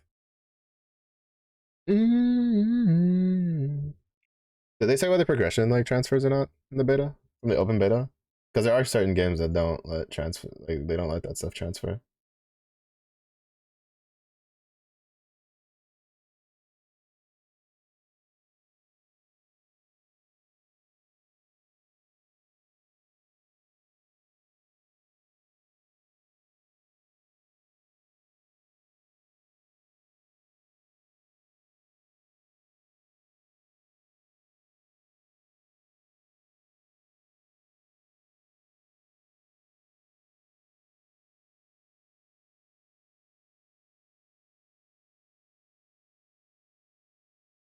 But if there's something I want, like there's one game who I've used their auction house in recent times that I absolutely adored how it was set up, or at least like the options they had available for it, which was Black Desert. Bro, the fact that someone like it's not the only game I've ever played that has had this set up, but it is the only one I've played that it ran as smoothly, and it's probably like one of the only MMOs that I've played that still runs to this day that has it. The fact that I can sit there and be like, I would like this item and I'm willing to pay this much, while on the flip side they'd have the other guys that were like, I will, I have this item and I want this much for it, and you can kind of have that little dichotomy going on of people who just want to move their items now because they don't really care, and then people who are willing to wait for someone who doesn't want to wait for their buy order to be filled and have to like pay attention. Like, it's all fucking nice. It's all fucking nice. Cause like, bruh, I like one thing I've always hated about like auction houses and MMOs is having to sit there and wait and check like every day. Cause it just doesn't even make any sense realistically. Like in a real life scenario, I am, you can put in buy orders if you want for stuff. Whether to get filled or not, that's a different story, but it is a pretty common practice.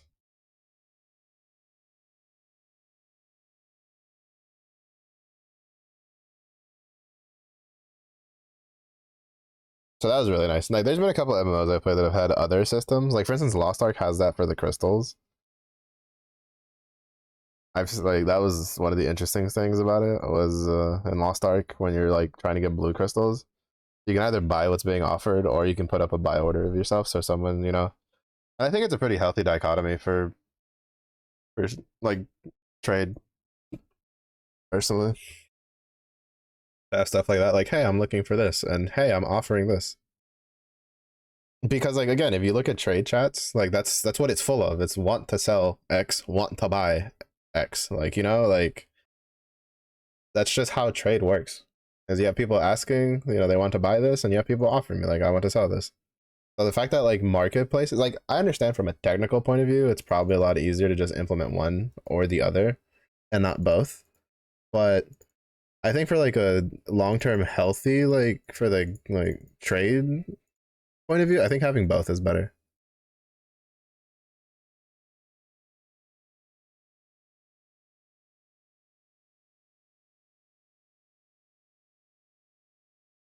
Because the biggest thing when you have like a trade set up, like the auction house that a lot of people they'll crossover from, what you say, that's whatever. I'm not too surprised. But the biggest like thing that like a lot of like people don't realize is the bigger a trade economy, like the bigger a trade bubble is, the better. In all honesty, like the better it is. Because you have less issues of people like controlling markets and stuff like that. Like it's not completely impossible to control markets, even on a bigger like bubble, but it's a lot harder than a smaller bubble. You're not sorry.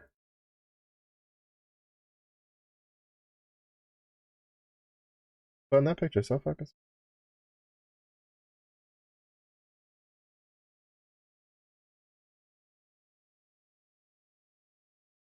I mean, I'm still gonna wait to see how the unlocking of characters feels because, like, to be honest, at least like what was in the closed beta, like the fact that like all the systems were basically completely invalidated by them giving us the tokens, like made me concerned about like the unlocking system for characters.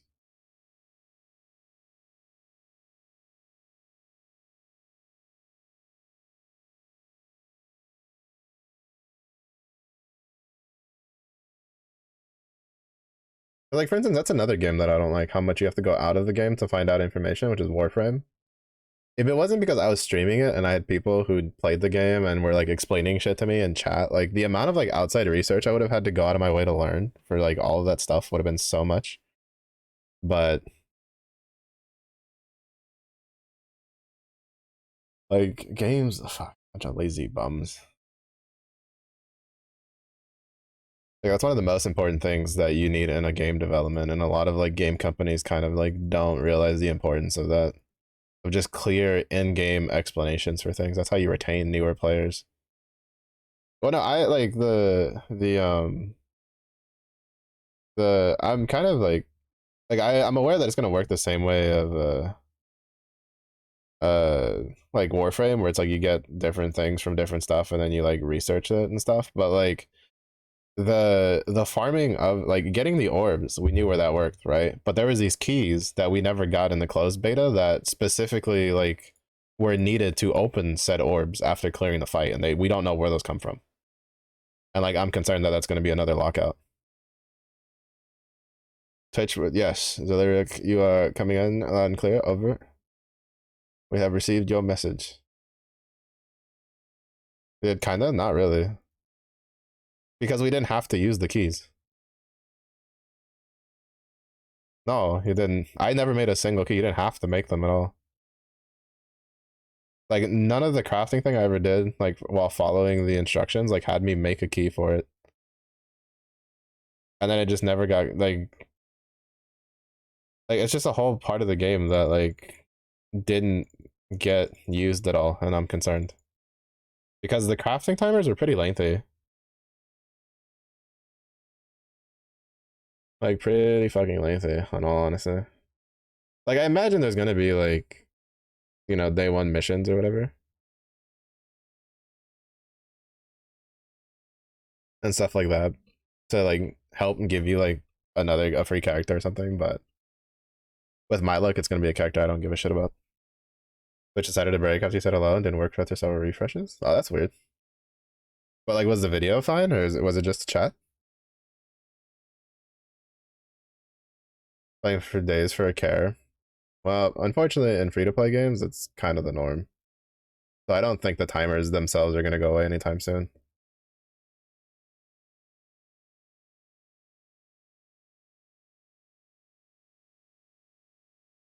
Especially because it's an Eastern developer. So just chat. Oh, that's weird. I've had mine where like my chat like reconnects like on my phone and on like the browser, but I don't think I've ever had it um where it was like the chat was just broken, like, and it wouldn't send my message.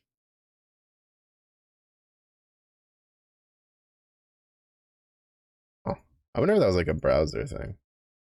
Like maybe the browser side of things wasn't like transmitting properly. Because like while I haven't had that problem, what I've had a problem with is that a lot of there is because I use Opera GX, and Opera and Twitch don't play nice together on a lot of times because Opera has a lot of like built-in blocking of information tracking, and Twitch doesn't really like that. Um, a lot of times it won't let me do redeems and stuff like that.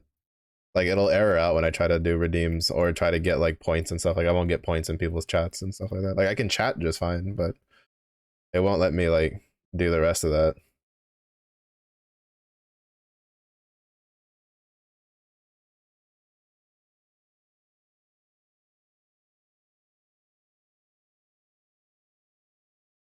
Gotta sleep 5 a.m. We might as well stay awake now. Goodness, we're gonna do sleep for like 5 hours and wake up. Shaking my head.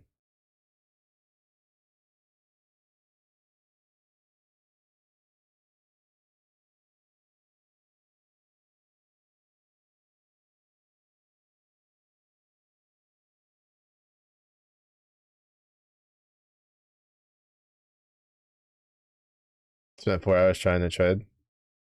Yeah, see, I don't like doing that. See, that's my complaint right there.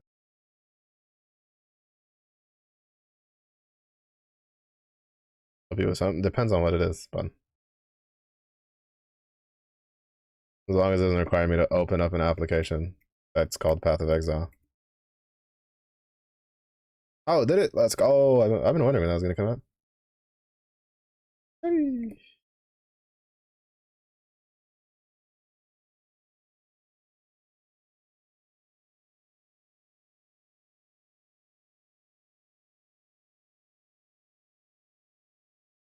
Blue EN coming to data.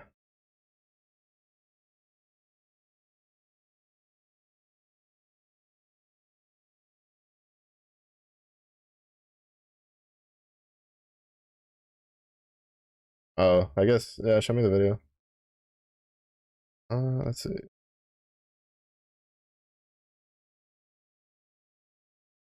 The EXO's on the 22nd.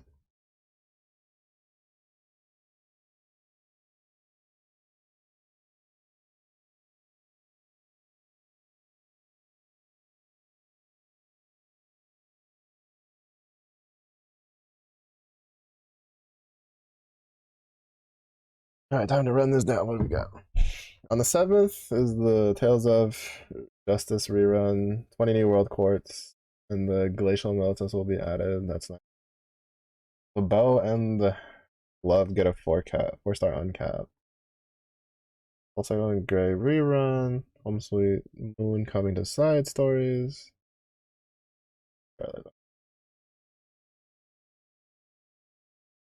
You wonder. Yo, why does that look so sick though? What? What? Why does that look so cool? Hold up. Bro, these row 5 fucking classes they've been doing, sick. Like the art for them, fucking sick. Bro.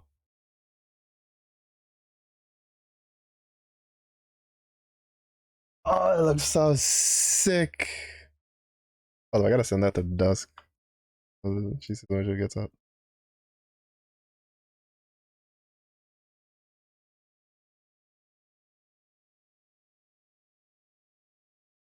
Is it?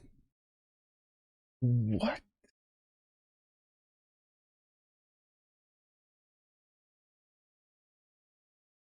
Before? What? How is that a new? How is that not a row 5 class? What? What are they doing? You're kidding me. I still look sick as fuck though. How are they adding still new row 4 classes? What? Oh yeah, I see it now because it says Ultimate Mastery will be added at a later date.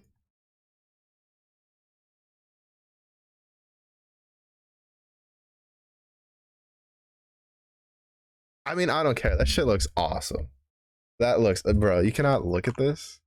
You cannot look at this and tell me that Grand Blue's team for art doesn't look fucking like it just isn't fucking top of the line. No, nobody cares. I just want to see the picture. Get out of my fucking face. Bro, look at this. Look at this. Oh my god, that looks so sick. With the chain? Oh my god, those animations are about to be amazing, bro. Fuck, I hope it's really good. I hope it's a really good, like, I hope it's not a niche class. I just want to use that in everything, dude. Any axe class, I just want to use it all the time.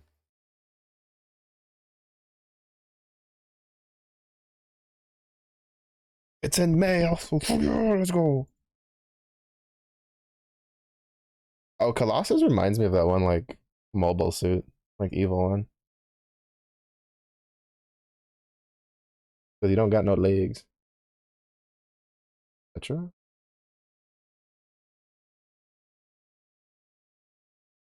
All right, let me see.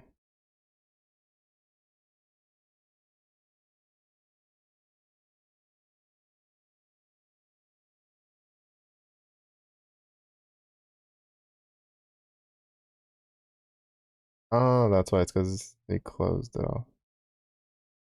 Yeah, yeah, I saw that part. That part seems pretty interesting.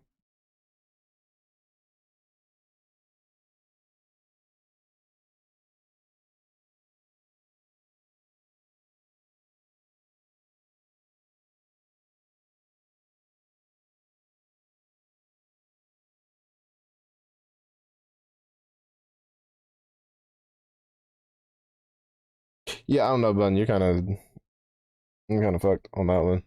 His big ass head's in the way you write. I got nothing. Wait, do I own Petra?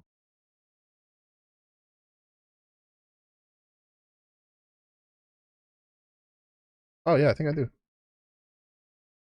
I'm surprised they're doing Petra though, like a wind character. Like I would have expected like a fire or like a water character for this month because of the. Yeah, I'm pretty sure I own her. No,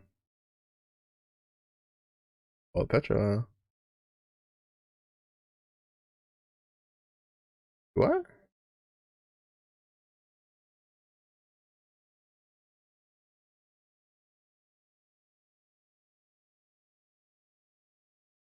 Maybe I don't.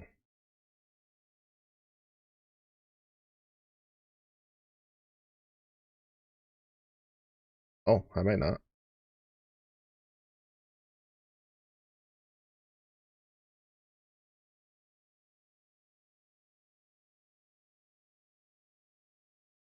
Oh shit, I might not.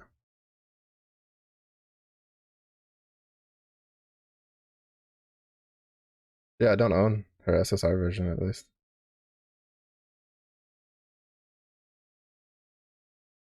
Yeah, I keep mixing her up with this one. But I find it so weird that it's wind. Like,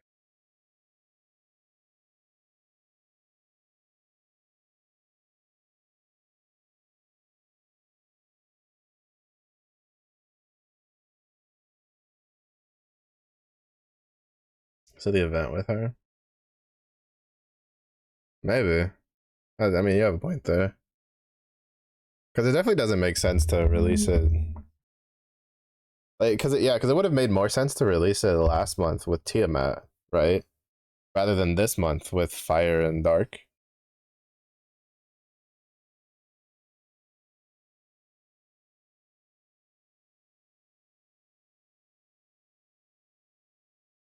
All right, Bun. Good sleep.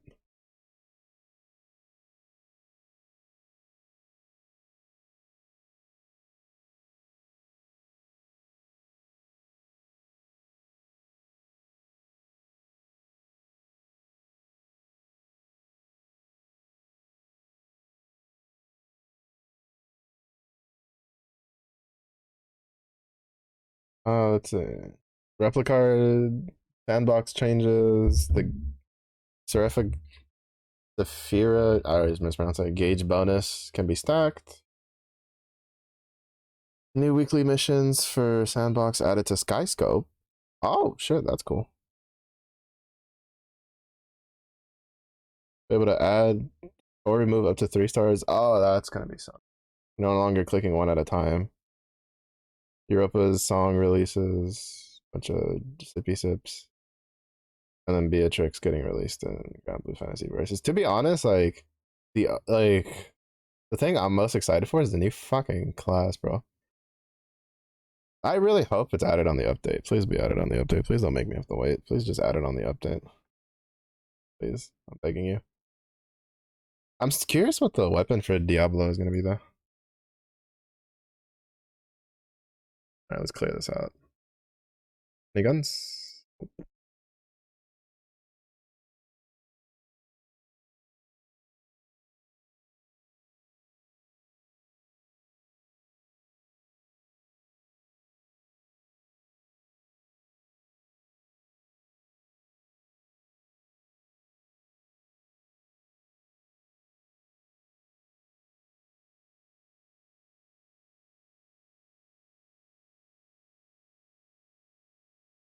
Get rid of him. Decided. No, he's literally like, what is? Let me see if I can find it. There's a.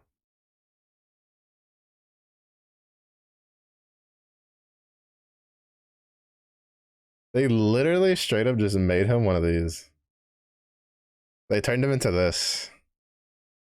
They turned him into this. They're like, you don't need no legs. You don't need legs. That's it. This is his life now. I just like, this is all he is. This is his entire being.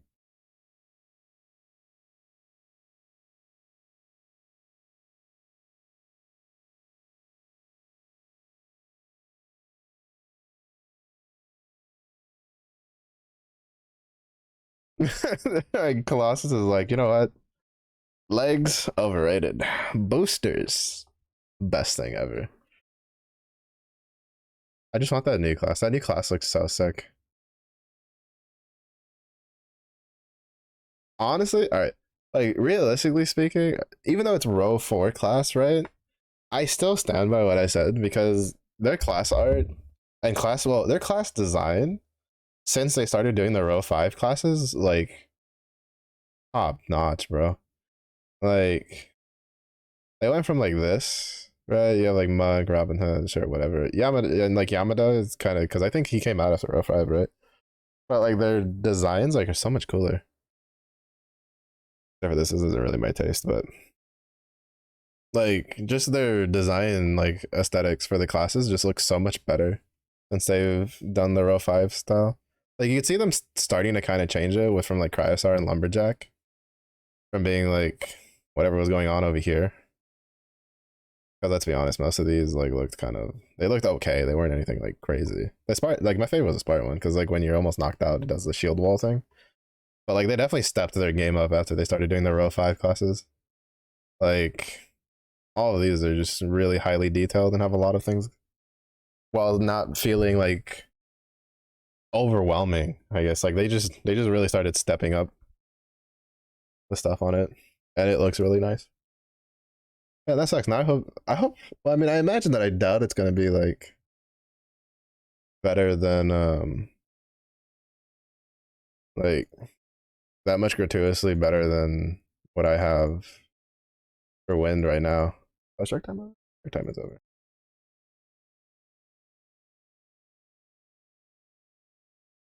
But I'm gonna be kind of sad if she's like really really strong and I don't have her. Even though didn't she become like pretty stonks with her rebalance that they did a while back?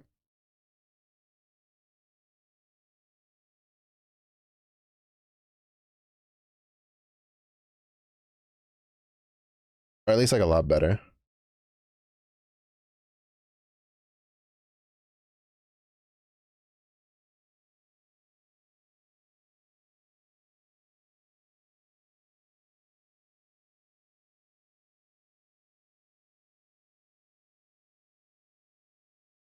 Hope the class is. Oh, honestly, that's actually that was another thing I got like kind of mildly concerned about when I saw that they were like ultimate mastery added at a later date. Was my second like when I read that, my reaction was, man, I really hope it's not balanced around that, like out the gate. Because like realistically speaking, like I'd say pretty much all the row 4 classes right now like are balanced around their ultimate masters.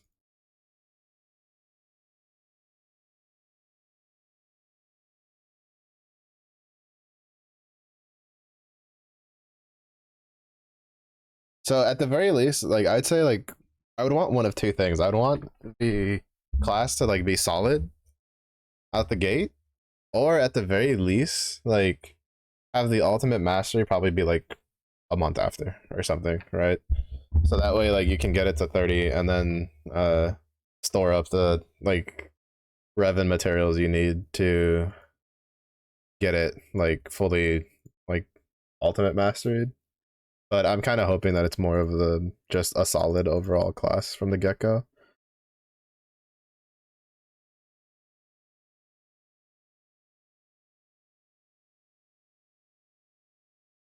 To be honest, like I should have known it wasn't going to be row 5 because the next row 5 class has to be a melee class. Because the next one's luchador because they go in order. I just find it really weird that they're adding a row 4 class like this late.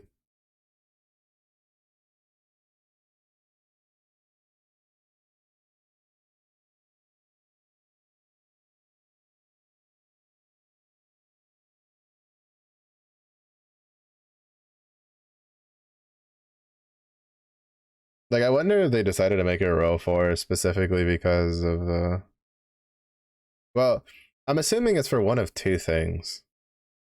Like I'm assuming it's probably gonna, you know what it probably is? It's probably gonna fill the like be in the same vein as Yamato, where it's probably designed for like newer players to be able to like do harder content. Because like Yamato's whole thing, right, is canceling omens, which is really hard for newer players who don't have like a very extensive like character pool. So I'm assuming it's probably gonna fill that gate in like a different direction.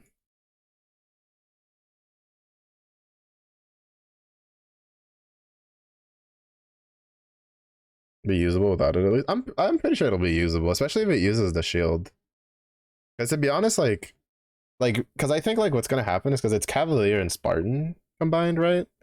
Like Paladin is definitely like very defensively orientated. Like I'm pretty sure that like Shieldsworn is just gonna be like an offensive like version. Because you can kind of tell they want to go in that direction because Spartan has like the whole enmity and stamina setup because it has both. Um while Paladin's like more defensive.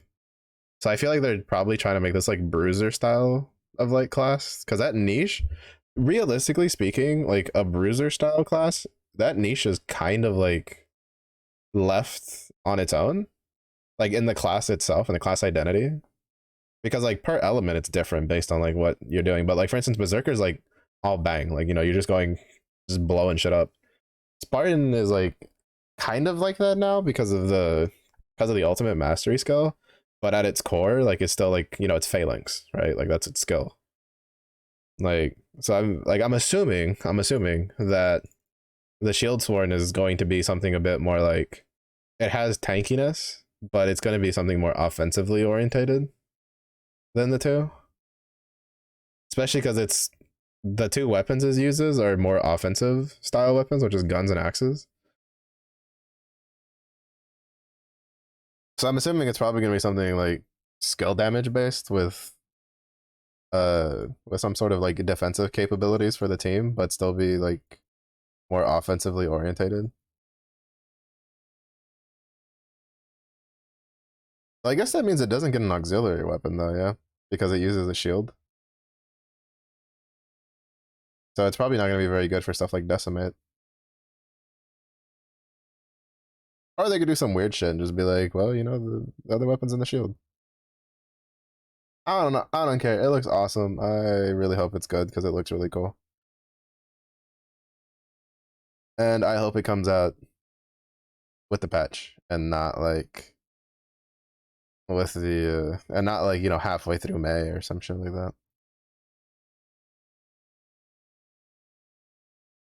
But yeah, one of the weird things when you like are on the more advanced side of things and they release like a row 4 class is being like, man, that looks really cool and I want to use it, and then it's like not better than anything you have already. But I'm still kind of surprised they. The only, well, I mean, I guess it might be because there might be something in the future they want to do, and they don't feel any of the row 4 classes they have like synergizes very well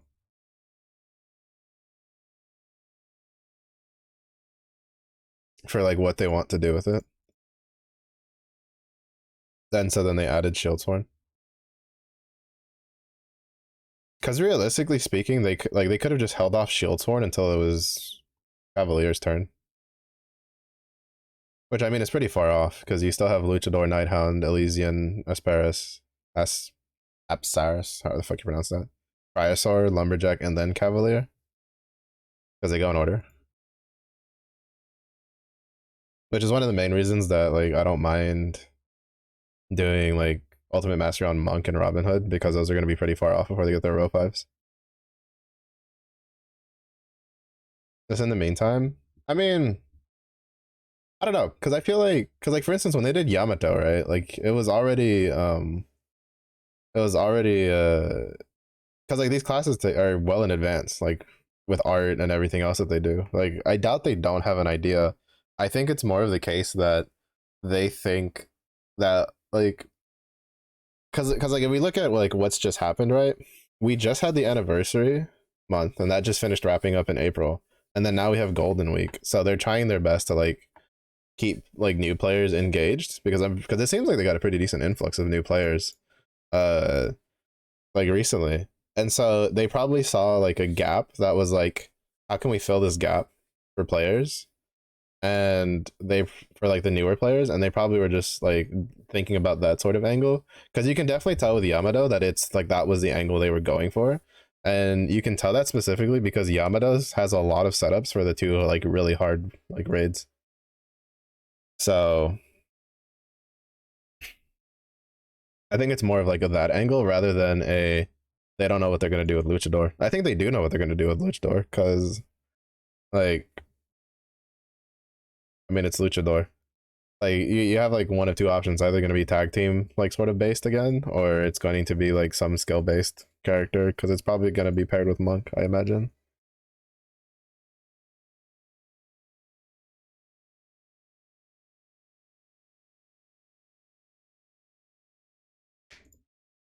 Because I don't know what else you would pair Luchador with. I think it's the because like Luchador and Monk I think are the only two melee classes.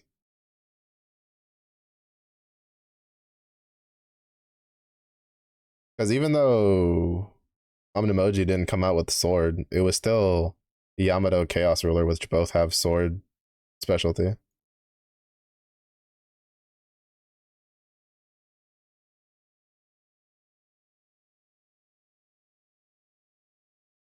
Rune Slayer, but I mean they haven't used an EX2 class for that yet, have they? I mean, like, granted, there's nothing saying that, you know, they can't start.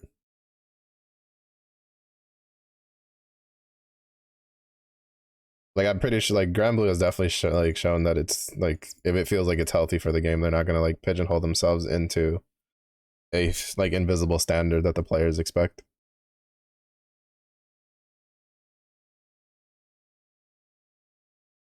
But at least like for the row 5 classes so far, it's been inside the row 4 pool. So if they're going to go fist to fist, it's going to be Luchador Monk. They don't really have another like pairing option. Because like for Monk, you have staff, so you can just mix that with like Sage or Warlock later if you wanted. Like Monk is a lot less tethered with that because it has like two options it can use like when it's Monk's turn. Because like for instance, the other class that has that problem is Robin Hood. Like I honestly think Nighthound might get paired with Relic Buster when it's Nighthound's turn.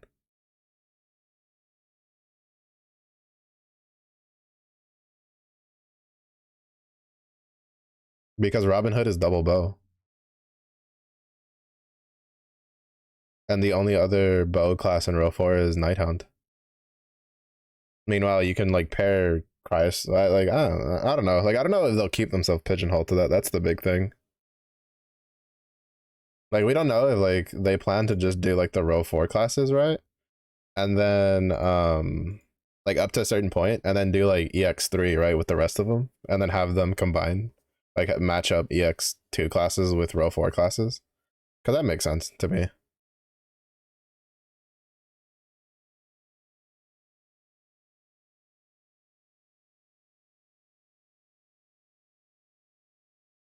Actually, not mentioning it, that might be why they did it.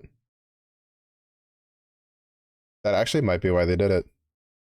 Because like if they want to stick, you know, 1-to-1, the only gun classes are Nighthound and Relic Buster, but then Relic Buster is, you know, has sword, which unfortunately Berserker, Spartan, Chaos Ruler have all been paired, and Yamato have already been paired, and Cryosaur comes before Relic Buster. So maybe they added God Sword or Shield Sworn or whatever the fuck it's called for maybe a future like linking. That could be another reason why they felt the need to. So it'd be weird to do it this early. Well, I guess maybe yes and no. Because then if they get it done with like the ultimate mastery out of the way, they can like figure out what they want to do in the future a lot easier. Because I think they're trying to avoid doing the Berserker Viking thing. Because like in all honesty, like I think the only setup I've seen so far where like you use Viking over Berserker is actually no. Even then, that setup I think you still use Berserker because you can use all of the Viking extended masteries on Berserker, but you can't use like the ultimate mastery stuff on Viking. Not that it would work that well anyway, because Viking doesn't have it doesn't have the guaranteed charge bar off the rip. Well, I mean it does because of Vinland, but like Vinland's different than Berserker's, what is it called again? Full Arsenal, that's what it's called. I don't know. All I know is it means I'm gonna have to delay my Kengo ultimate mastery because my Kengo isn't like capped to 30 because I didn't realize those guys had gotten their ultimate masteries. So he's like in the process of getting leveled. But fuck him. He can wait. Diaspora is getting dealt with just fine as he is.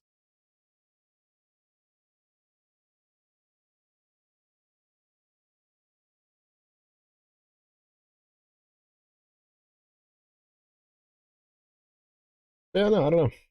All I know is that the art for it looks really cool. And part of me wishes it was like a skin instead of a class. But yeah, hopefully it's a usable class. Hopefully it's pretty good.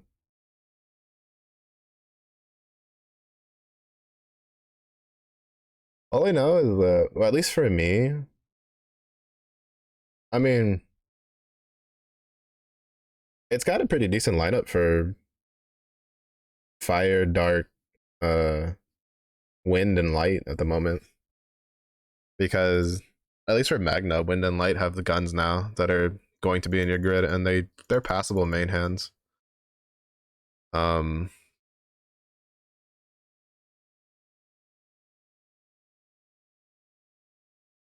fire has like 20 billion fucking axes for it to use. Uh, I guess we'll see what weapons we get for fire and dark from these next Magna 3 raids.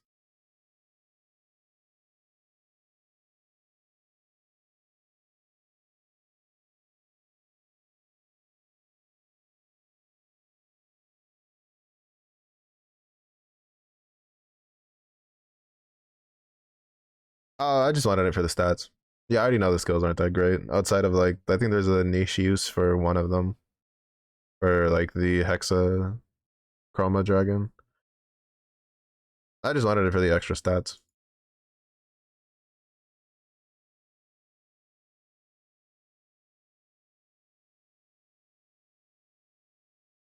To be fair, I care less for the ultimate mastery and more just for the level 30 stuff. Because having like CA damage cap up and stuff like that, and some of the new passes for it seem really strong.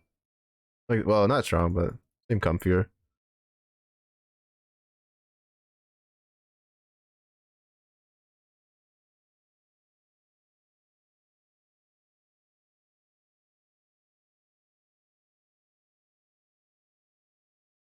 Which is all I really care about.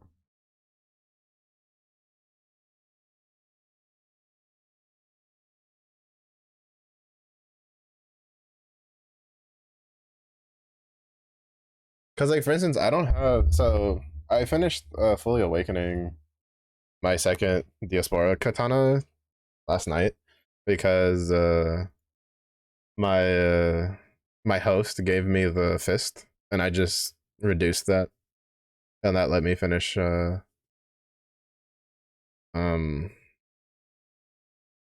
that let me finish fully awakening my defensive katana. So I'm probably just gonna use the rest of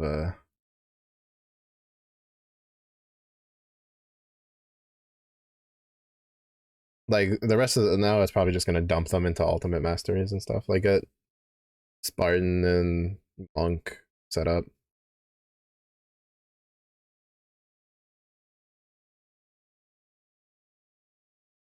stuff like that.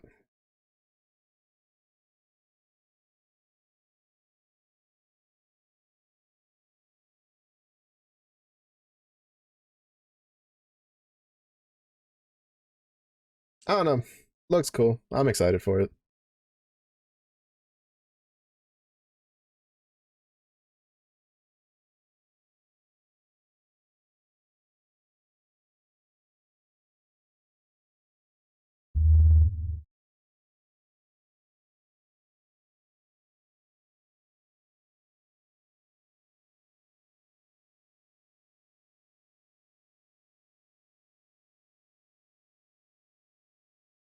Who did?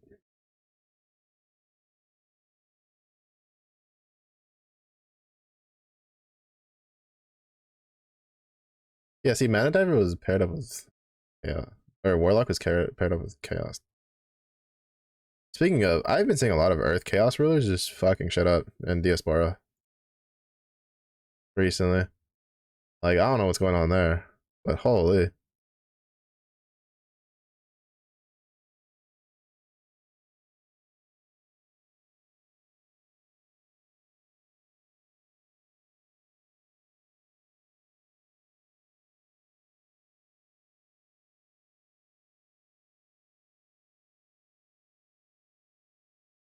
Mm-hmm.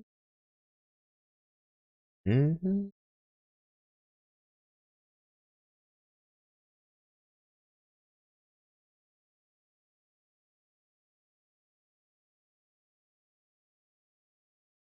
Oh, yeah, right. Hunting. I forget that dude, that stupid sword exists. Because I'm never gonna own one. Unless they decide to just randomly give everybody hunting out of nowhere for no reason, like they did with the illustrious weapons.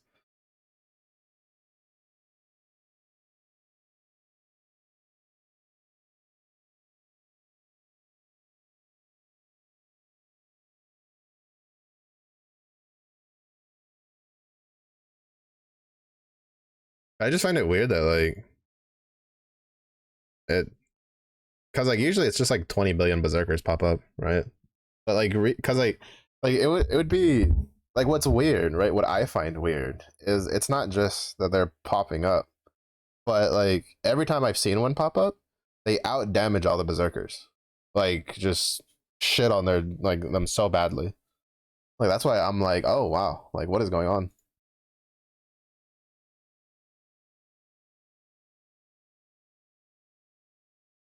like one thing is seeing them and then you're just like, oh cool, they're there. Another thing is seeing them and like 5 turns later they have like 5 million honors after they get past the little damage thingy.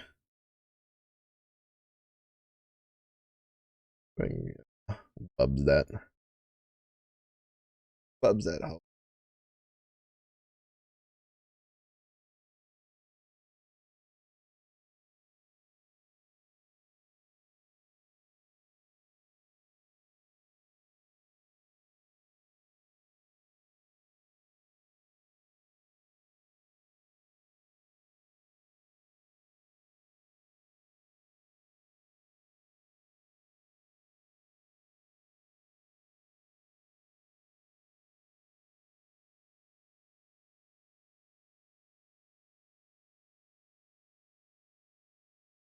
Maybe one of my many info places can show me what this setup is. Dios.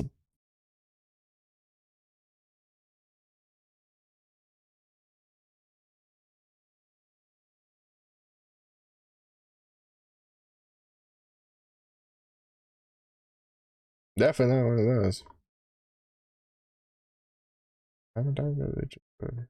Biden. Well, that doesn't have anything on it. Oh, it's probably a tight setup.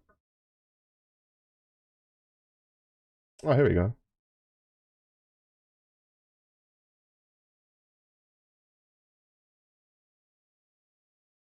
So apparently, the setup according to the wiki is you use Chaos Ruler. Yeah, I kind of assumed that with Bleak Disorder, Flames of Chaos, Miserable Mist. You need who is this? Summer Vicala? Yeah, Summer Vicala, and then it's like mandatory. And then you compare it with like Earth Olivia, and then anything to bring in like 5 like full limit breaks came. Who obviously is just gonna delete things. That grid is kind of disgusting though. Renting with 3 Galleon sticks, 2 Uriel fists, and like ugh my god, so gross.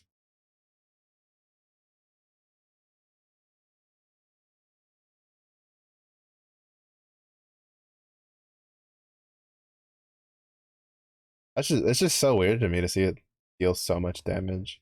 Well, kind of is and kind of isn't, because now that I'm looking at like what it has, because I haven't really paid attention to a lot of the Ultimate Mastery stuff. I'm still learning. Um, it has the Bleak Disorder, which is basically their version uh of the Beast Fang, where as long as it has 12 or more debuffs on the target, it auto activates.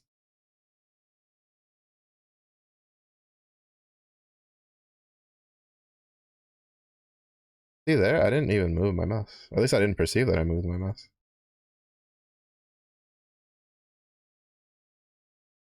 So that way, I think you might be able to. Wait, how many debuffs is Flames of Chaos? But 1, 2, 3, 4, 5, 6, 7, 8, 9, 10, 11.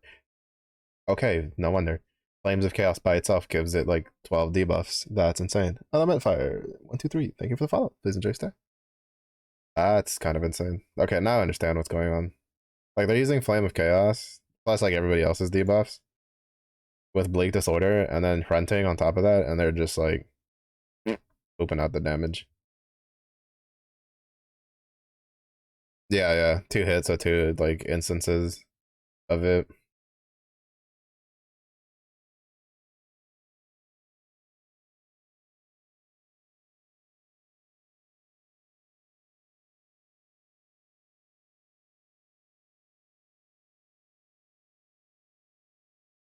Cause what's the let's see, damage cap is 635,000. Like base. Well, damage cap for Bleak Disorder doesn't say.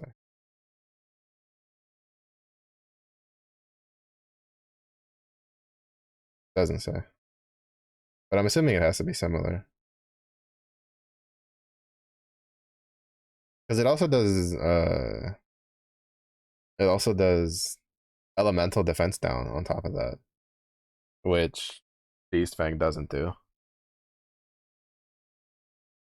Because Beast Fang just does like mist and then cap up.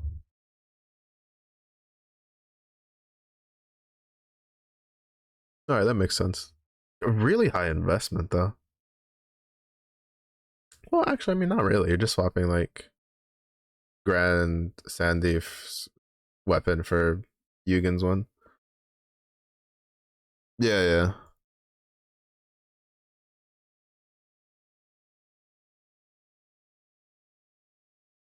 I think it just comes down to if you have Summer Vikala, because apparently, like, that's a non-negotiable character. God no. Okay, no wonder. Summer Vikala gives double strike to the whole team.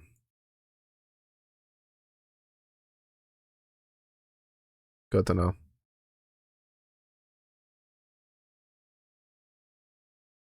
Okay, so like what they do, like if I'm like understanding this correctly, so what they do is that you have like so the lineup that they have is they have Summer Vikala in the front, right? With Earth Olivia, and then you put in whatever random like non-elemental, non-Earth elemental unit to get instantly killed to bring in like full limit break came.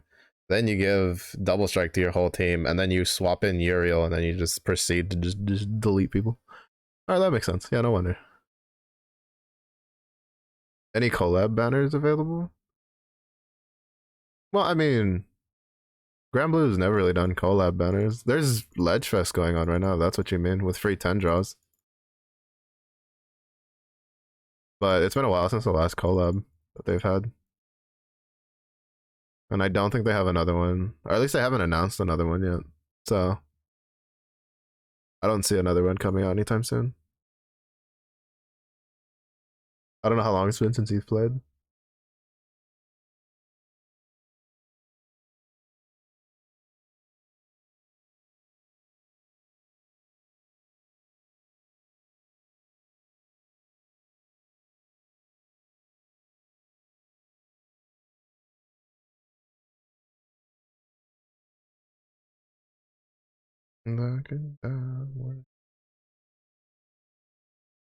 But yeah, but there's at least like free daily 10 rolls going on right now for the next like 10 days. So it'd be worth to just log in anyway. Looks like our gun luck isn't gonna hold up from last time. I think last time we walked out with what, 2 guns? Yeah, it doesn't look like our gun luck is gonna hold up. Fuck you. Fucking spear.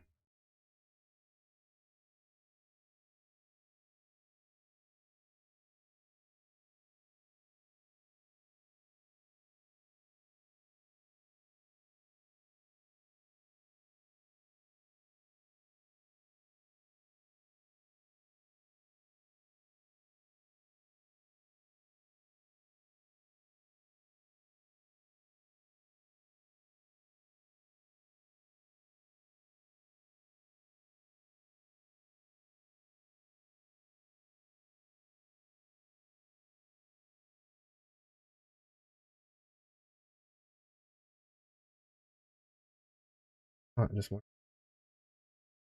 gun today, one gun tomorrow, and then we're ready for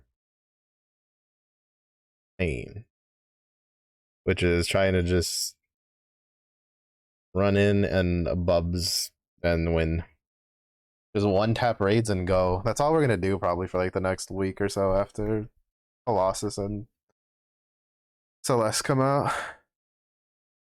Like, I'm probably gonna start with the dark one because that one's probably gonna have like the feeding frenzy craze. Because I'll probably like host mine after this. When we hit the next like pendant, like check pending battles, I'll host my own, and then we'll wrap up stream for the night.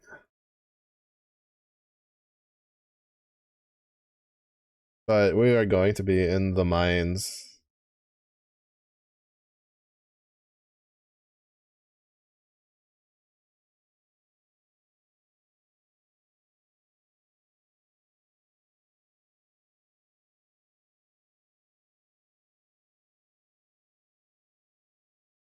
My head is just right. It thunderstormed like yesterday, and my head just been feels like there's a vice grip on it like all day.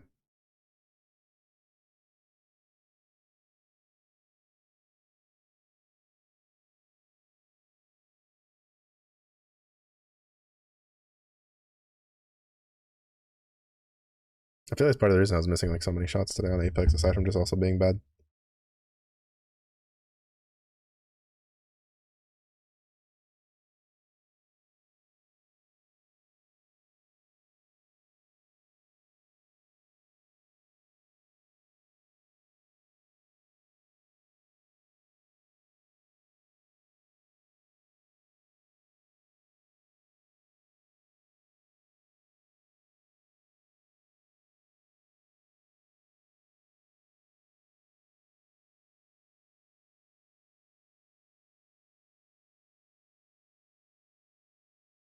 But yeah, I kind of now understand why that setup's doing so much.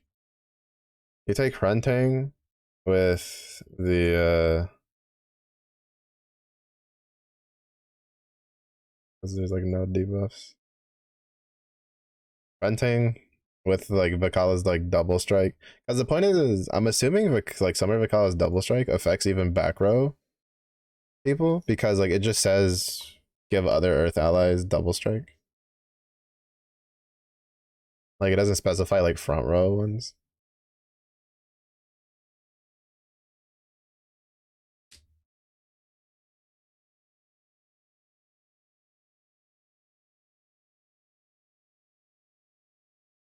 I don't know. I'd have to watch a video on it. I'm assuming that's what it is.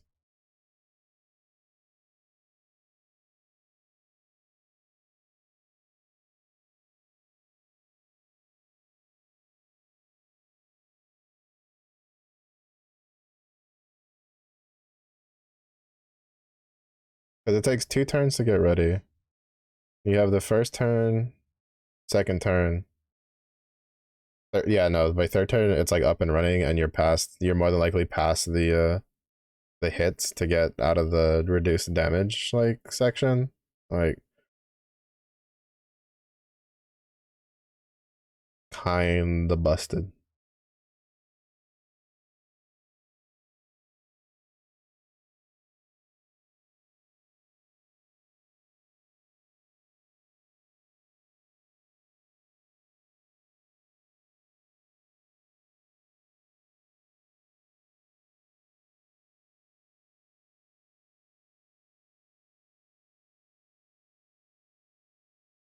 The only reason I think I'm gonna go for Dark first, specifically, it's not, like to be honest, like I want to go for Colossus at least to get the Exos, like Exaltos first, like obviously for Colossus because I'm Fire Lord Magna free to play. But the reason I say Dark is specifically because like the heavy hitters are gonna be farming the shit out of that because it's Dark Guild Wars next month, like the month after. Like even though it's like a whole like month and a half after, like they're gonna be all the juiced out whale lords are gonna be farming the crap out of that. So, well, maybe not juiced out whale lords, but a lot of the people who have like their full, Exalted, like Magna 3 light one set up are definitely gonna be like slamming that the dark one. And I feel like it's just gonna be more common, like to see it get nuked into the ground. Like what I plan on doing is I'll probably spend like the first week farming for Celeste, and then probably after getting like 2 of the Exaltos for it. Like not that I'm expecting to get 2 in like that first week, but probably after getting 2, I'll probably like start doing like Colossus ones, like weaving it in and seeing how that goes. And if that's going pretty quick, then we'll just like hard flip, get 2 of them for Colossus, and then any other like weapons that are good. Because like one of the nice things is that like both of the elements, at least for light and dark, or for light and wind, have like an extra weapon that's like worth getting and having at least like 1 or 2 of. Like, you have the Exaltos, which are mandatory, but then you have the wind bloodshed weapons for Spartan setups, which is really good. And then you have the katana for light, which is really good. And so, you have at least like another weapon that if you get it, you're not like too disappointed. But then you get the spear, and then you're just like, I hope you die. At least that's me. I'm like, I'm like, get out of here. Get out of my face.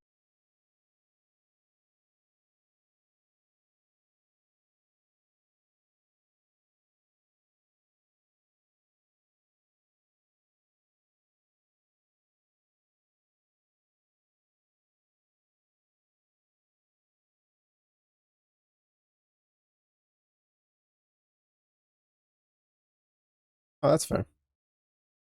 Yeah, I mean, I plan on like probably staying up and hosting like the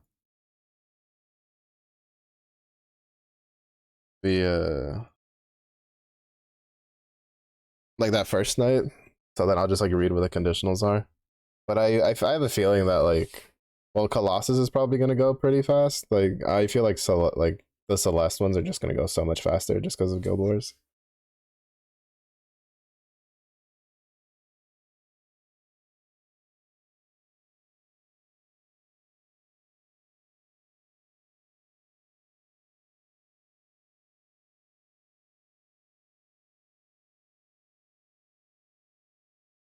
So I just feel like I'm just gonna have more completions at a much faster rate. So I'd rather just get that done.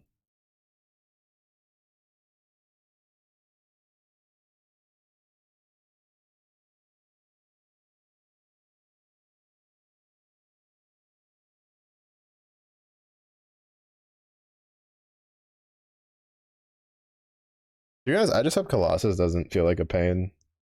Because I feel like part of the reason that people just don't do Tiamat is one, there was no real need for the rush. Like, you know, obviously there's a lot of people that just blitz the crap out of it. But I don't think like there's no like fire guild wars, there's no fire proving ground, there's no like fire dread barrage like favored anytime soon announced. There's no like, you know, fire favored exo, like stuff like that. Like announced, so or like wind favored, sorry, not fire favored, my brain's dying. Wind favored like stuff content that really like super duper required it. Hey, shit, we got one gun, winning. That means if I can just go one more tomorrow, then we're set for the second. All right, now we're gonna go host mine, and then I'm going to call it for sure. Who said you were done? Oh, because I didn't set it to 3 hours or to 2 hours. That was my mistake. I mean, we got a gun with it turned off, so you know, bada bing, bada boom. Opium drops. It got to go.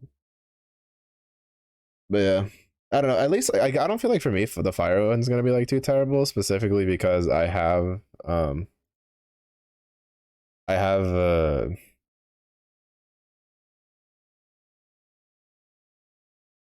have wham this axe.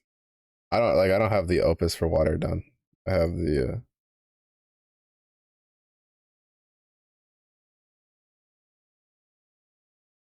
I have the 5-star draconic axe for that done. Because I had planned to do Mugen, but fuck that fight.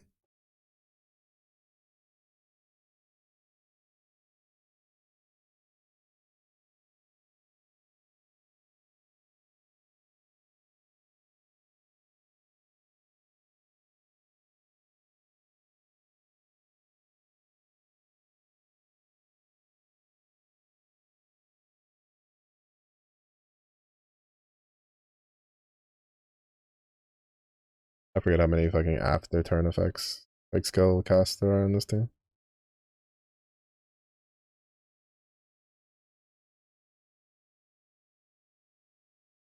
Yeah, I have a feeling that's probably going to happen. Is I think at some point when they're comfortable, they're going to let row 5 classes use row 4 ultimate mastery stuff.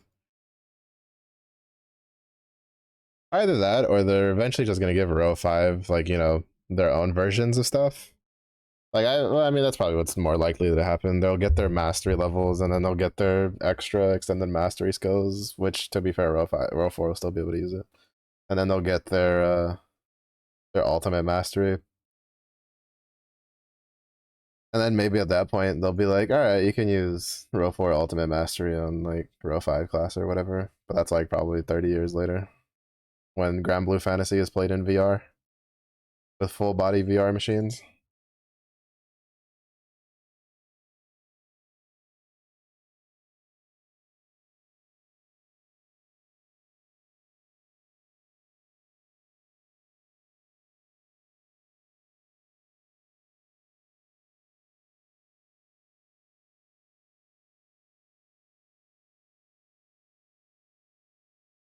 Champion weapon trans you do ooh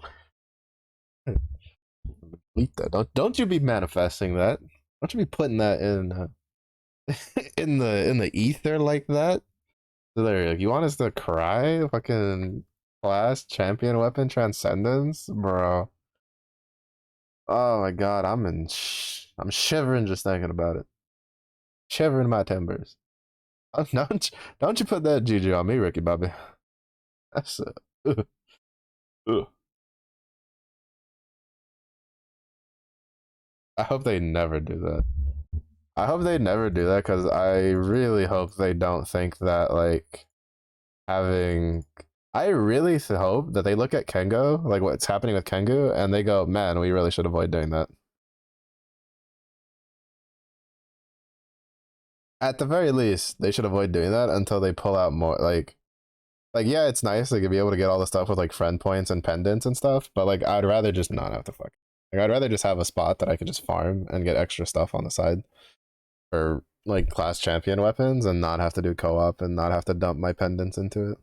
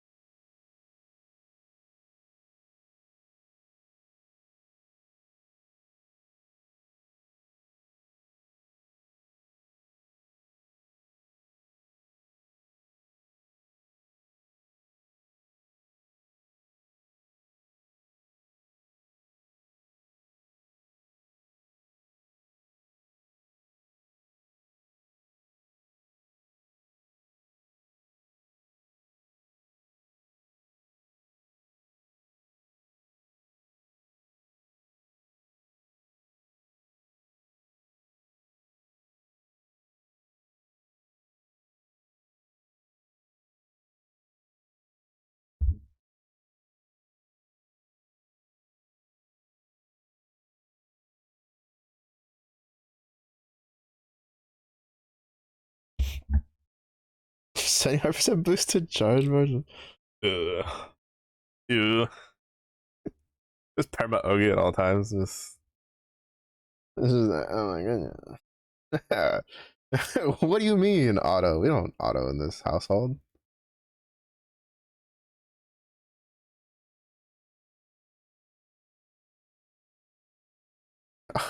Multi-attacking? It's a thing of the past. We only Ogi in this household permanently at all times. Uh, honestly, wait, does Yamato have a class champion weapon?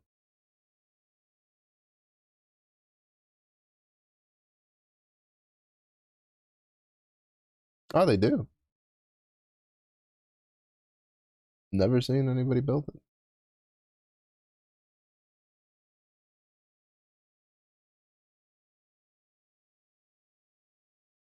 Cause I mean, well, the reason I was asking because that axe model looked really sick for the shield sworn. So I was curious if there was like a class champion weapon for it. Apparently, the Yamato one is like kind of useful. Though I don't think I've seen a grid lineup that uses it like at all.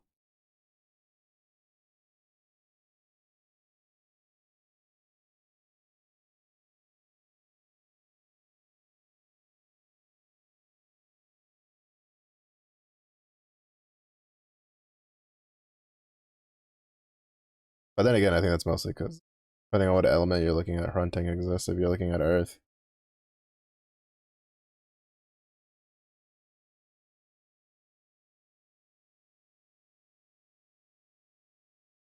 the element.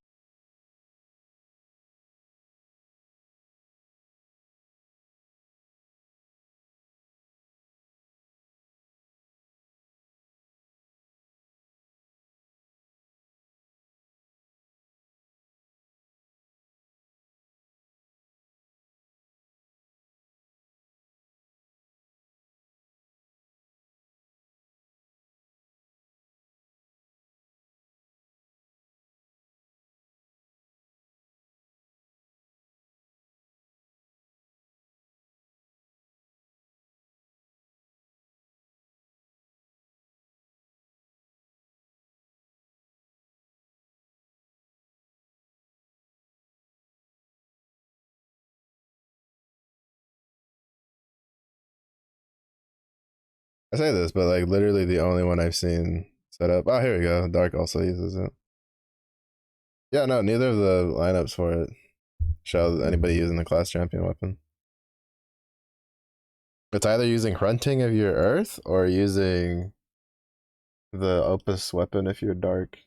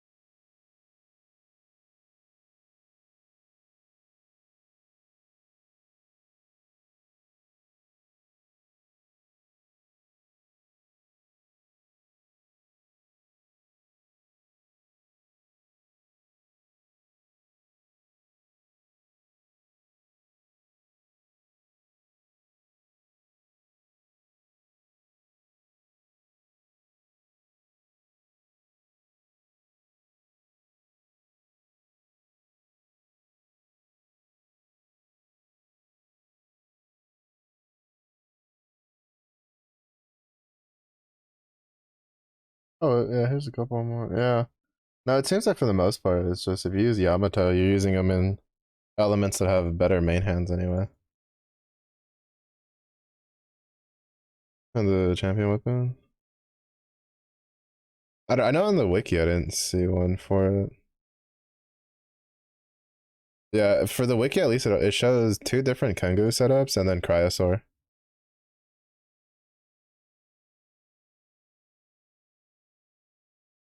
Seems to be the setups right now.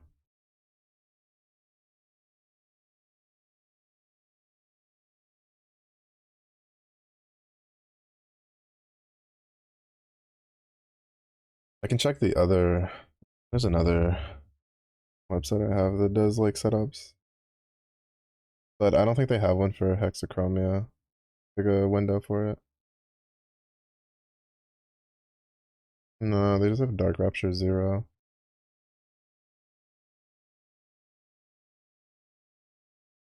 The Earth Yamato.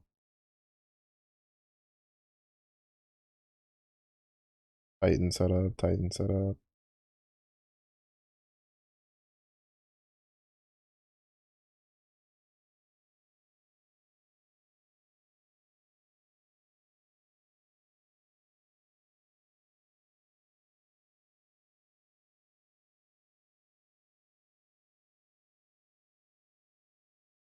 Yeah, no, for the most part, like I don't see anybody else. I'm seeing if I go to the actual page. Nothing. Yeah, no. At least for the for the actual Grand Blue like advanced guide setups, it doesn't show anything for wind for a Yamato.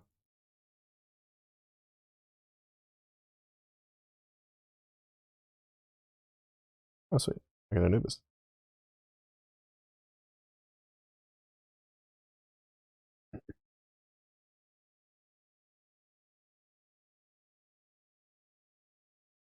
I guess the one nice thing is I guess I don't need to like worry about farming all the Sietha swords. Because from what I understand, Magna 3 is better than a Sietha sword setup.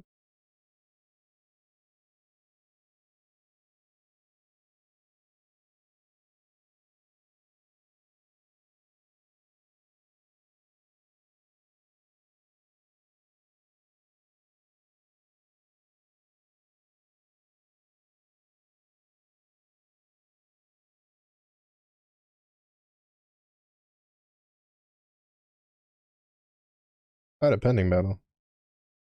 Done? Nope. I saw the yellow border and I was like, oh, and then I was like, oh wait, no, it's just an axe. Weak criddle. Alright. Second host. Excuse me.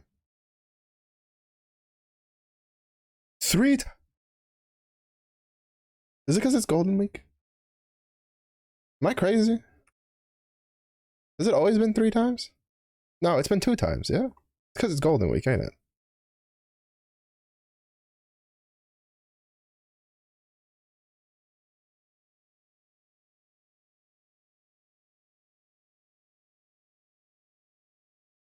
Am I crazy? Has it always been 3? I feel like I'm losing my mind.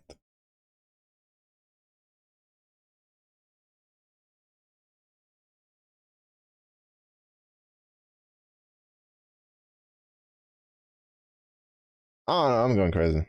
Bro, today has been a roller coaster for me and my brain.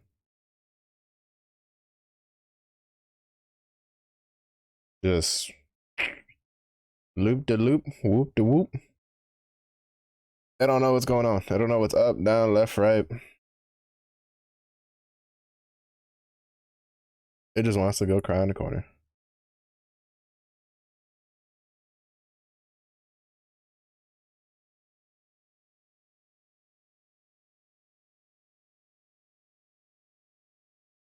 Bro, I've been chugging water like a dying man in a desert. And it's still not enough. Fuck, thirsty. Also, I think I need to stop eating salads for a while. The last like 4 times I've ate salad, I haven't felt too good. But I eat rice and we're chilling. He grew up in a Hispanic household and rice was a constant in just about every meal.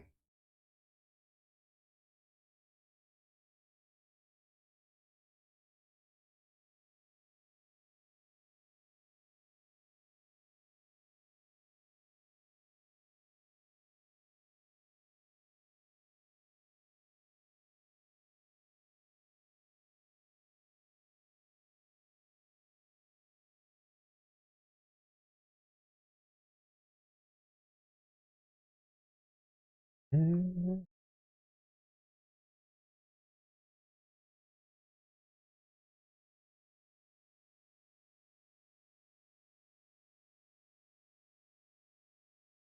Mm-hmm. Like, the new class looks so cool though. Shit, I really hope it's fun. It's good. I'm hoping it's a solid class on release. It looks so cool. I want to use it. I think, bruh. To be honest, I'm just a hoe for any class in this game that uses an axe because their designs are so cool. I've loved all of the like all the warrior classes. I loved all of them. Berserker and Viking are definitely my favorite. Lumberjack's fucking amazing. I love like new shield sword looks sick. Like, bro, if it's an axe using class, I am a hoe for it. Except for Asparas. It looks too weird. Don't like it. Get away from me. My religion is out. Get away from it. I don't like you. I hope that your row 5 class looks cooler. That's probably like literally the only class that I'm like, ew. We went from a fucking what? Went from Valkyrie. Went from like Lancer to Dragoon to Valkyrie to Apsaris. Like what? We have to be kidding. I'm hoping that row 5 class looks sick, but we won't know what it looks like for another like 3 years. Because we need Lucha, Nighthound, and Elysian before we get to that.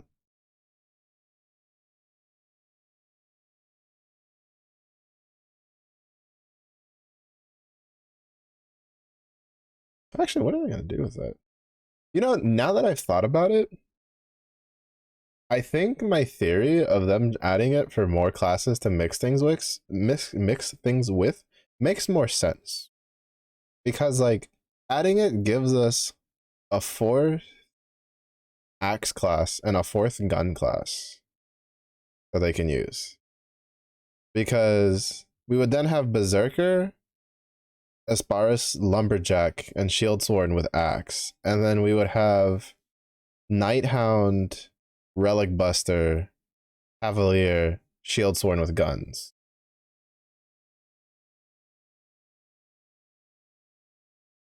So I think I might be on to something with that little like they're bringing in a class for like balance, giving them an easier time to make row 5 classes in the future kind of thing.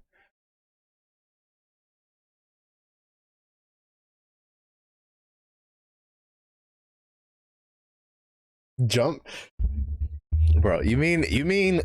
All right. I need, so they're like, I need to know. Are you basing this off?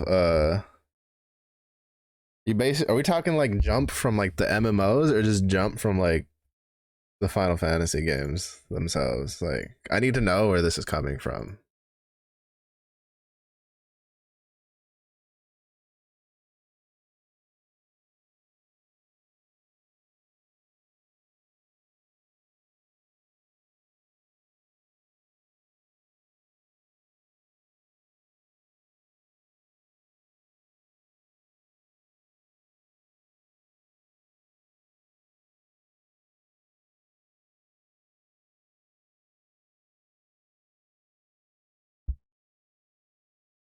Because like we're talking from like the games, acceptable. If we're talking from the MMOs, bro, that's gotten me killed in Final Fantasy 11 and Final Fantasy 14 more times than I care to count because of the way those skills were cutted.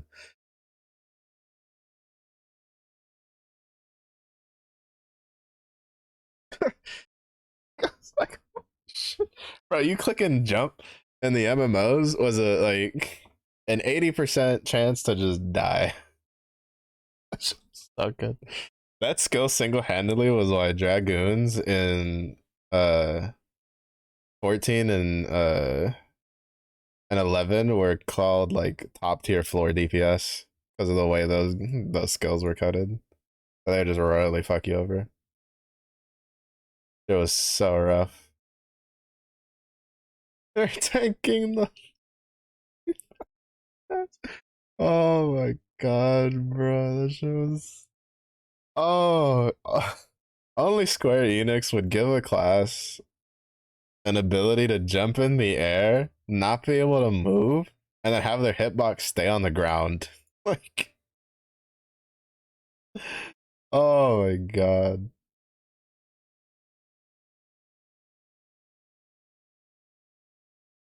Like, it's so funny. Because Dragoon has, like, in 14 especially, Dragoon has, like, 4 different jumps. Up to boss arena, true. True, and they use the backflip. So then and then they gave the backflip jump to red mages. The amount of times I've seen a red mage and a dragoon hold hands and flip off of a boss arena in 14, like it's so good. Oh, they knew what they were doing. That shit was so funny. Oh, that shit's so I can row 5. Like their skill 1 is just jump and it's got like a 50% chance of you just dying.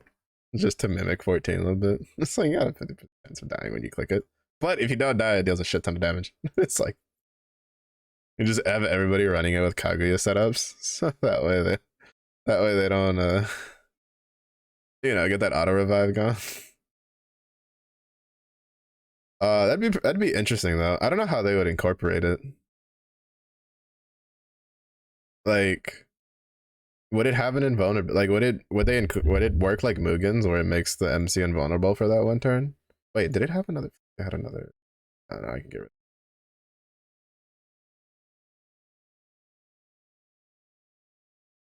Or would they do it and just like, oh, you jump, boop, boop, like just in one go? Like, I don't know how they would handle it though. It'd be interesting. I'd be down for it. It'd be a cool animation.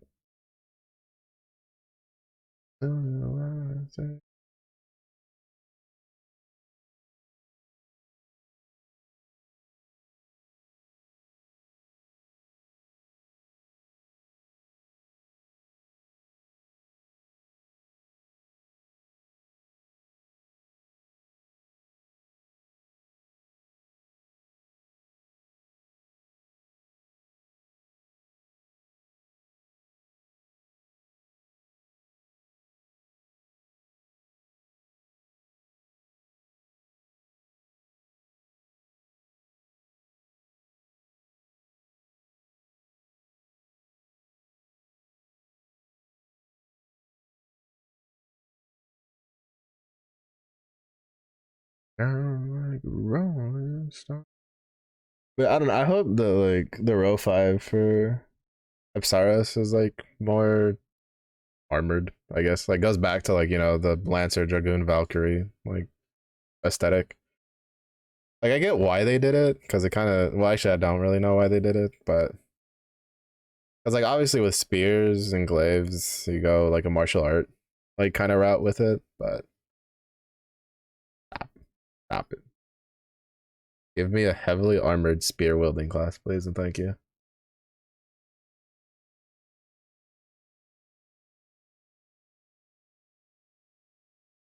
To be honest, that's one thing I've really not liked in games, because like, so dragoons, all right, real like hot take, I could care less about jump on dragoons. Like honestly, the entire reason I even like dragoons is because they're armored, like they were like heavily armored spear users and they looked sick. But like, I don't really care for like the whole jump thing for it.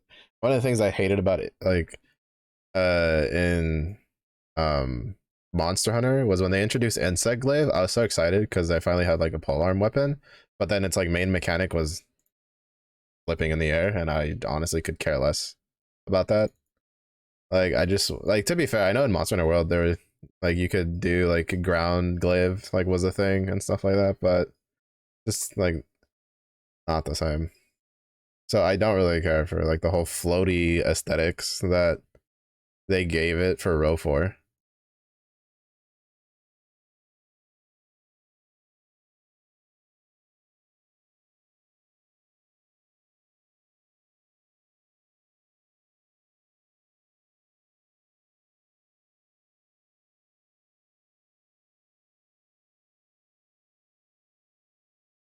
To be fair, the class champion weapon for it looked pretty sick. But I think I had my Asperis like layered with like the black version of the Lancer outfit, because I think that's like one of the few like outfits where Grand looks better than G does. That I just liked it. It looked cool. But I also would like sometimes use the Dragoon version every once in a while. But like the Dragoon helmet looked almost comical to me in comparison to like the other setups, like the other outfits.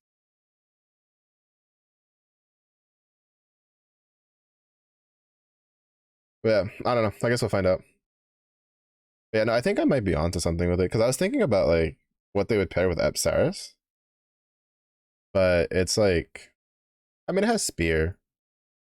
They could pair with Spartan if they wanted to. Who would Spartan get paired with again? Cavalier, right?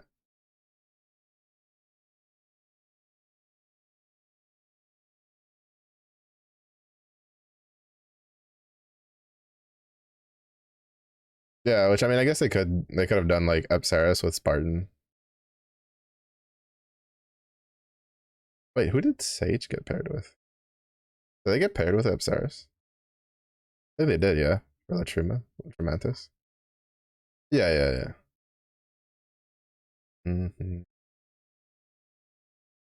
Because like Berserker got paired with Lumberjack.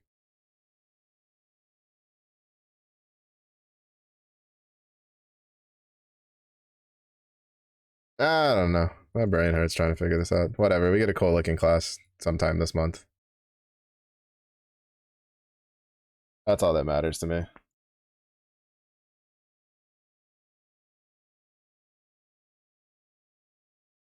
Did I lose MVP?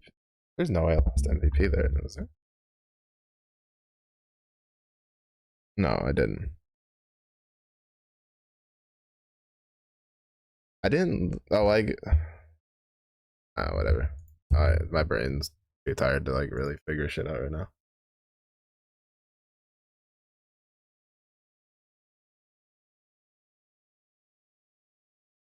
Could you imagine if they ever added a system that let you stack up like daily hosts up to a certain number?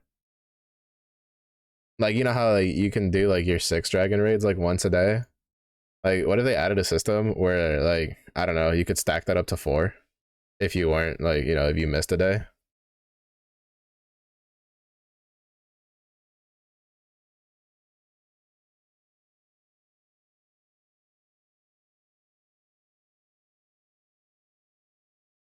I don't know how it would work in the grand scheme of things, but it'd be kind of cool.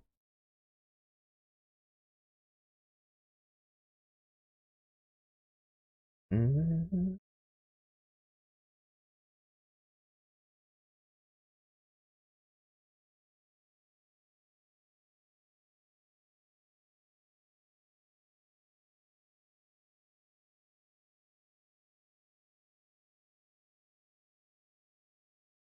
I just noticed the gun for the new class is more like a bardiche, or what's it called? I think it's like the really old style, like basically an axe that's a musket kind of thing that you've seen a lot in like some of the. Oh, the chain's connected to the shield. Oh, that's kind of cool. I saw the chain. I just never paid attention to what it was like connected to.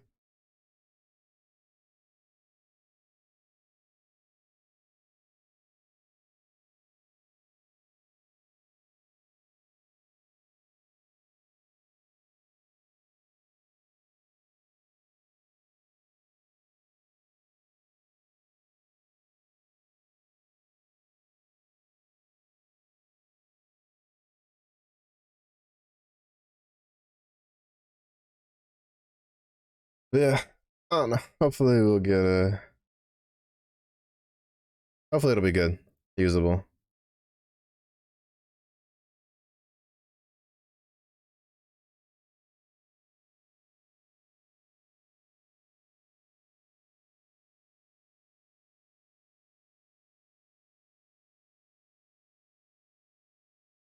As it looks cool.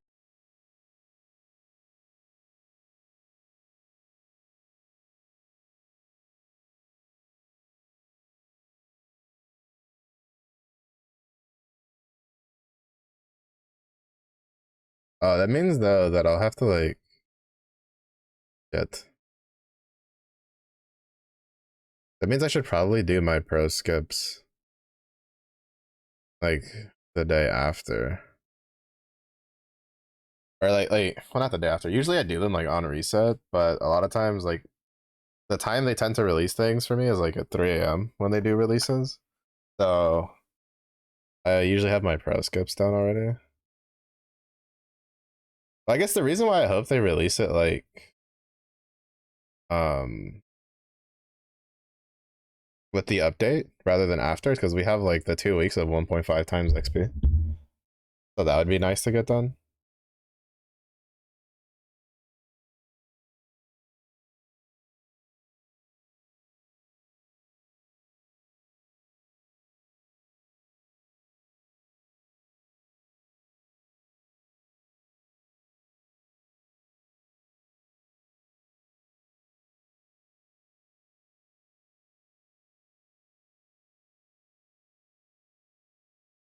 Because it also says like Ultimate Mastery will be added at a later date, which makes me believe that it comes out like it's gonna launch with. 'Cause to be honest, I don't remember Yamato like if it launched like that, but I'm assuming that it's gonna launch with the extra like 30 levels that the other Row 4 classes have.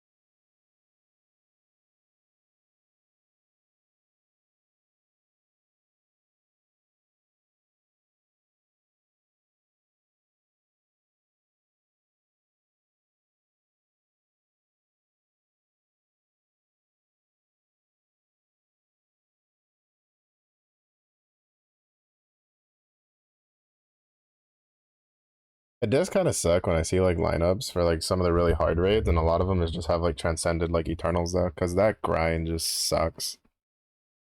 Like I know they're extremely powerful, but holy.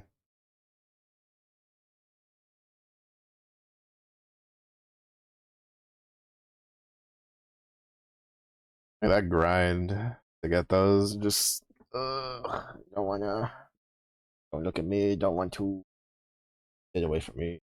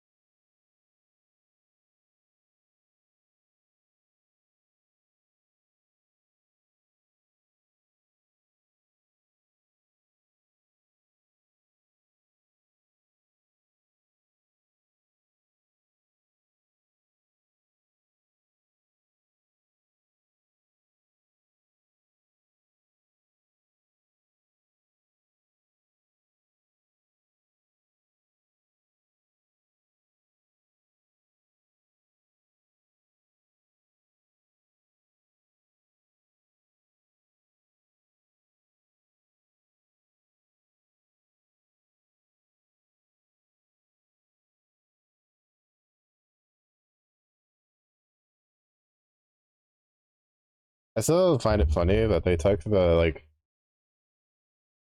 Well, first of all, I find it kind of funny that like LER has two like has a standard and a grand version of herself, and then that they made her a cat. Like all the other six dragons are like, we're gonna turn ourselves into humanoids, and then the wind dragon is like, I'm a cat, bow before me. Like I find it funny. Like I think like when developers do stuff like that, it's kind of funny. I saw like it was really funny because I saw a lot of people weren't happy about it.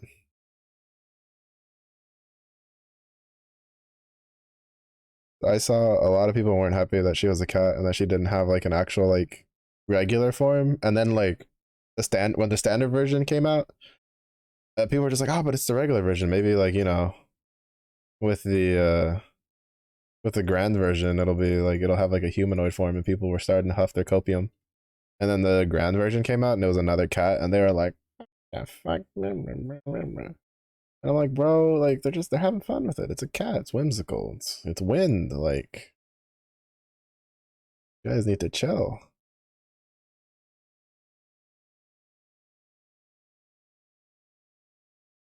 Like to be honest, if Wellness had been just a giant fucking lizard or something dumb like that, or like a giant bull, I'd have been down for it. I'd have been like, that's kind of funny. I want to do your thing. Throw a fireball.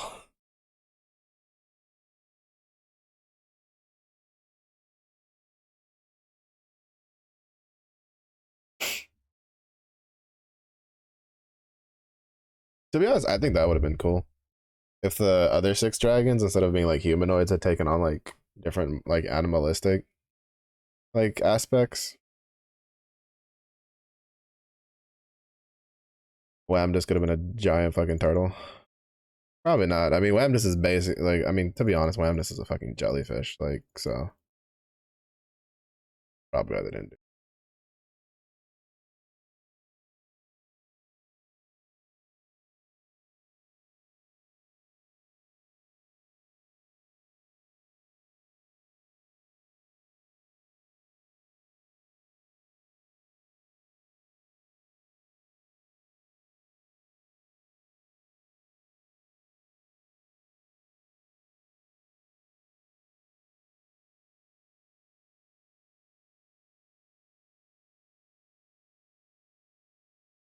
I'm doing another cat to a young cat event. So like a dragon lose its skill and adopt its true form. True.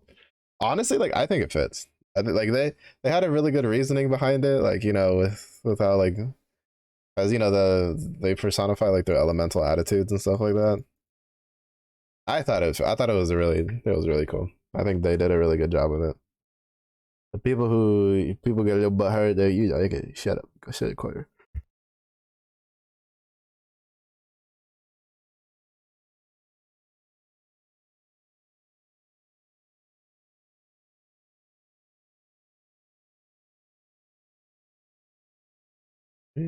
This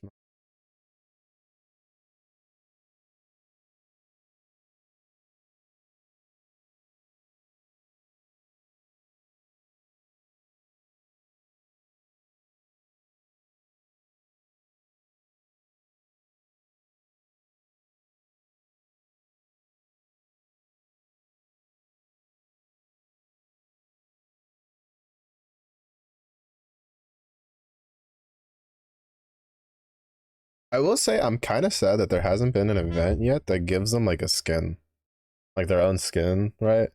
Like for instance, like how you have like Sadala, who had like the pajama skin. Well, Sadala is probably like one of the ones I like. It's one of my favorites because they have that one where they're basically in the sleeping bags, just hunting things, bro. That's what mine's in. They're just the fucking sleeping bags, just punting things. Like, bro, that shit's. I'm like, that's me for real, dude. I You're telling me I can be in a sleeping bag and beat the shit out of my enemies? Sign me up, dog.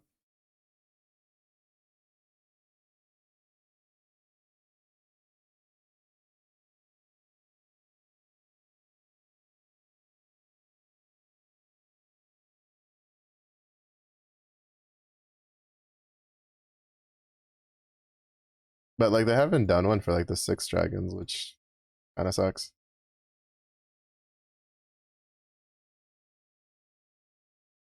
At least not that I've done. Because they've done the paid skins, but I don't think they've done like the free event skin one, which kind of makes me a little sad. Has leather pajamas is a pajama skin. I think my John is.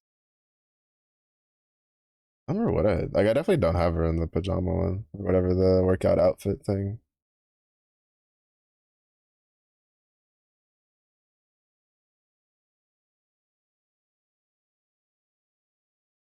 I think I might just have her in like her standard like costumes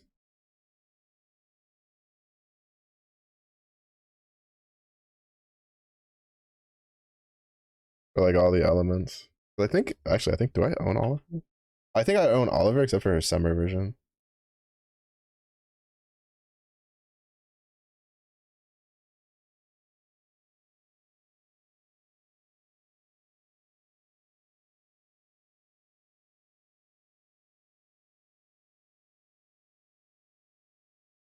Yeah, here's the grand version, which I have. I think I just recently I changed it. I think I used to have them all in her in this one that I'd grabbed.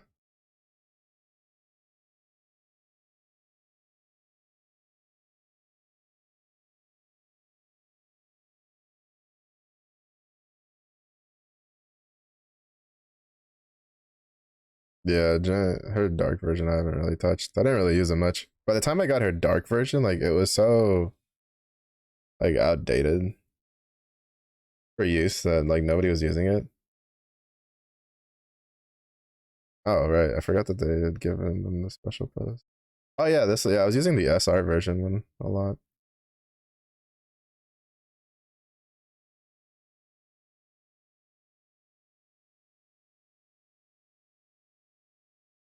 I forgot that they had put out a bunch of the special poses to the summer characters. But yeah, I was using the SR skin because that one looked really. I liked the way it looked with the armored stuff.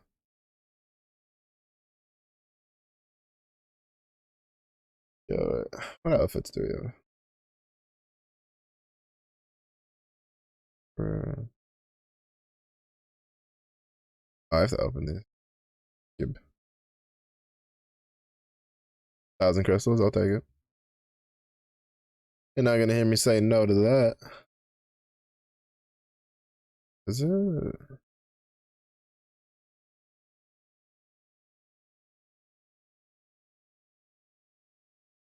Oh, here it is. Yeah.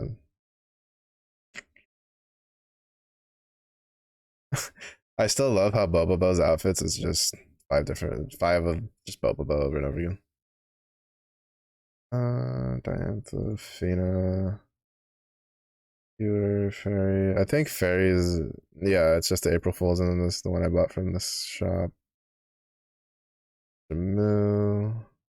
Yeah, I bought one from the shop, and then there's the Dislack. April Fools, April Fools, April Fools. That's from her event. April Fools event. I don't. Ah, I did. I usually just have her in a Yukata skin. Well, there, yeah. This is like my favorite one where it has just Satan writing on. That shit's so good. Keep forgetting that Boba. To be honest, I forget he's there until I check out my outfits, and I'm like, oh yeah, Boba. That was probably like peak April Fools. They haven't done an event for that's topped that one for me yet, personally.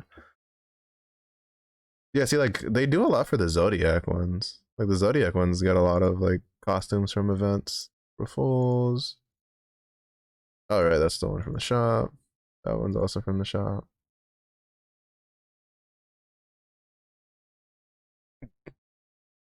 Delinquent Parsi. I know a lot of people just leave that on permanently. All right, this is the bunny girl outfit. Definitely bought that. Worth all the casino coins.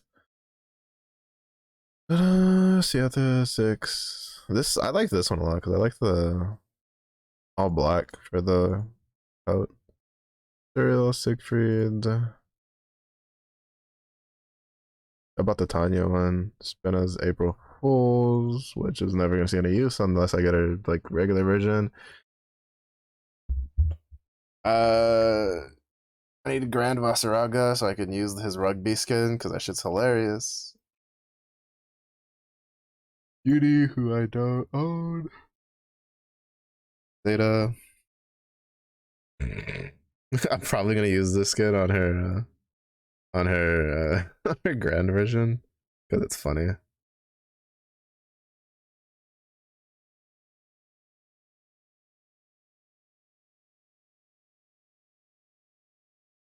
But yeah, but like they do a lot of skins for the from events for the Zodiacs, but they don't really do them for much else, which is kind of weird in my opinion. IMO. Because I know they do it with the Odd Lang Syne thing for the New Year's thing. But I mean, you know, they could sprinkle in some other ones for like Halloween and Christmas and stuff like that for the other crew mates and stuff like that. Or some of the other like thingamajigs. Alright. That's gonna be it for me. I need to go sleep. I'm honestly like my brain's dying. I went to sleep early last night and but it like thunderstormed, so like it uh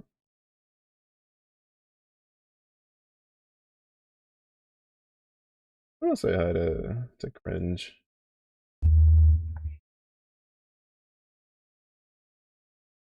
He's playing Apex. So we got one gun, so that's nice at least. Hopefully we can get the second gun we need tomorrow. So that way I can be content with life and not be crying and sad when Celeste Aura comes around. But yeah, that's gonna be it for today. Thank you everybody for watching. I do appreciate it. If it is early in the day for you, have a good day. If it is late in the day for you, as well. Stay safe, stay hydrated. Deep sea like in the next one. Bye bye.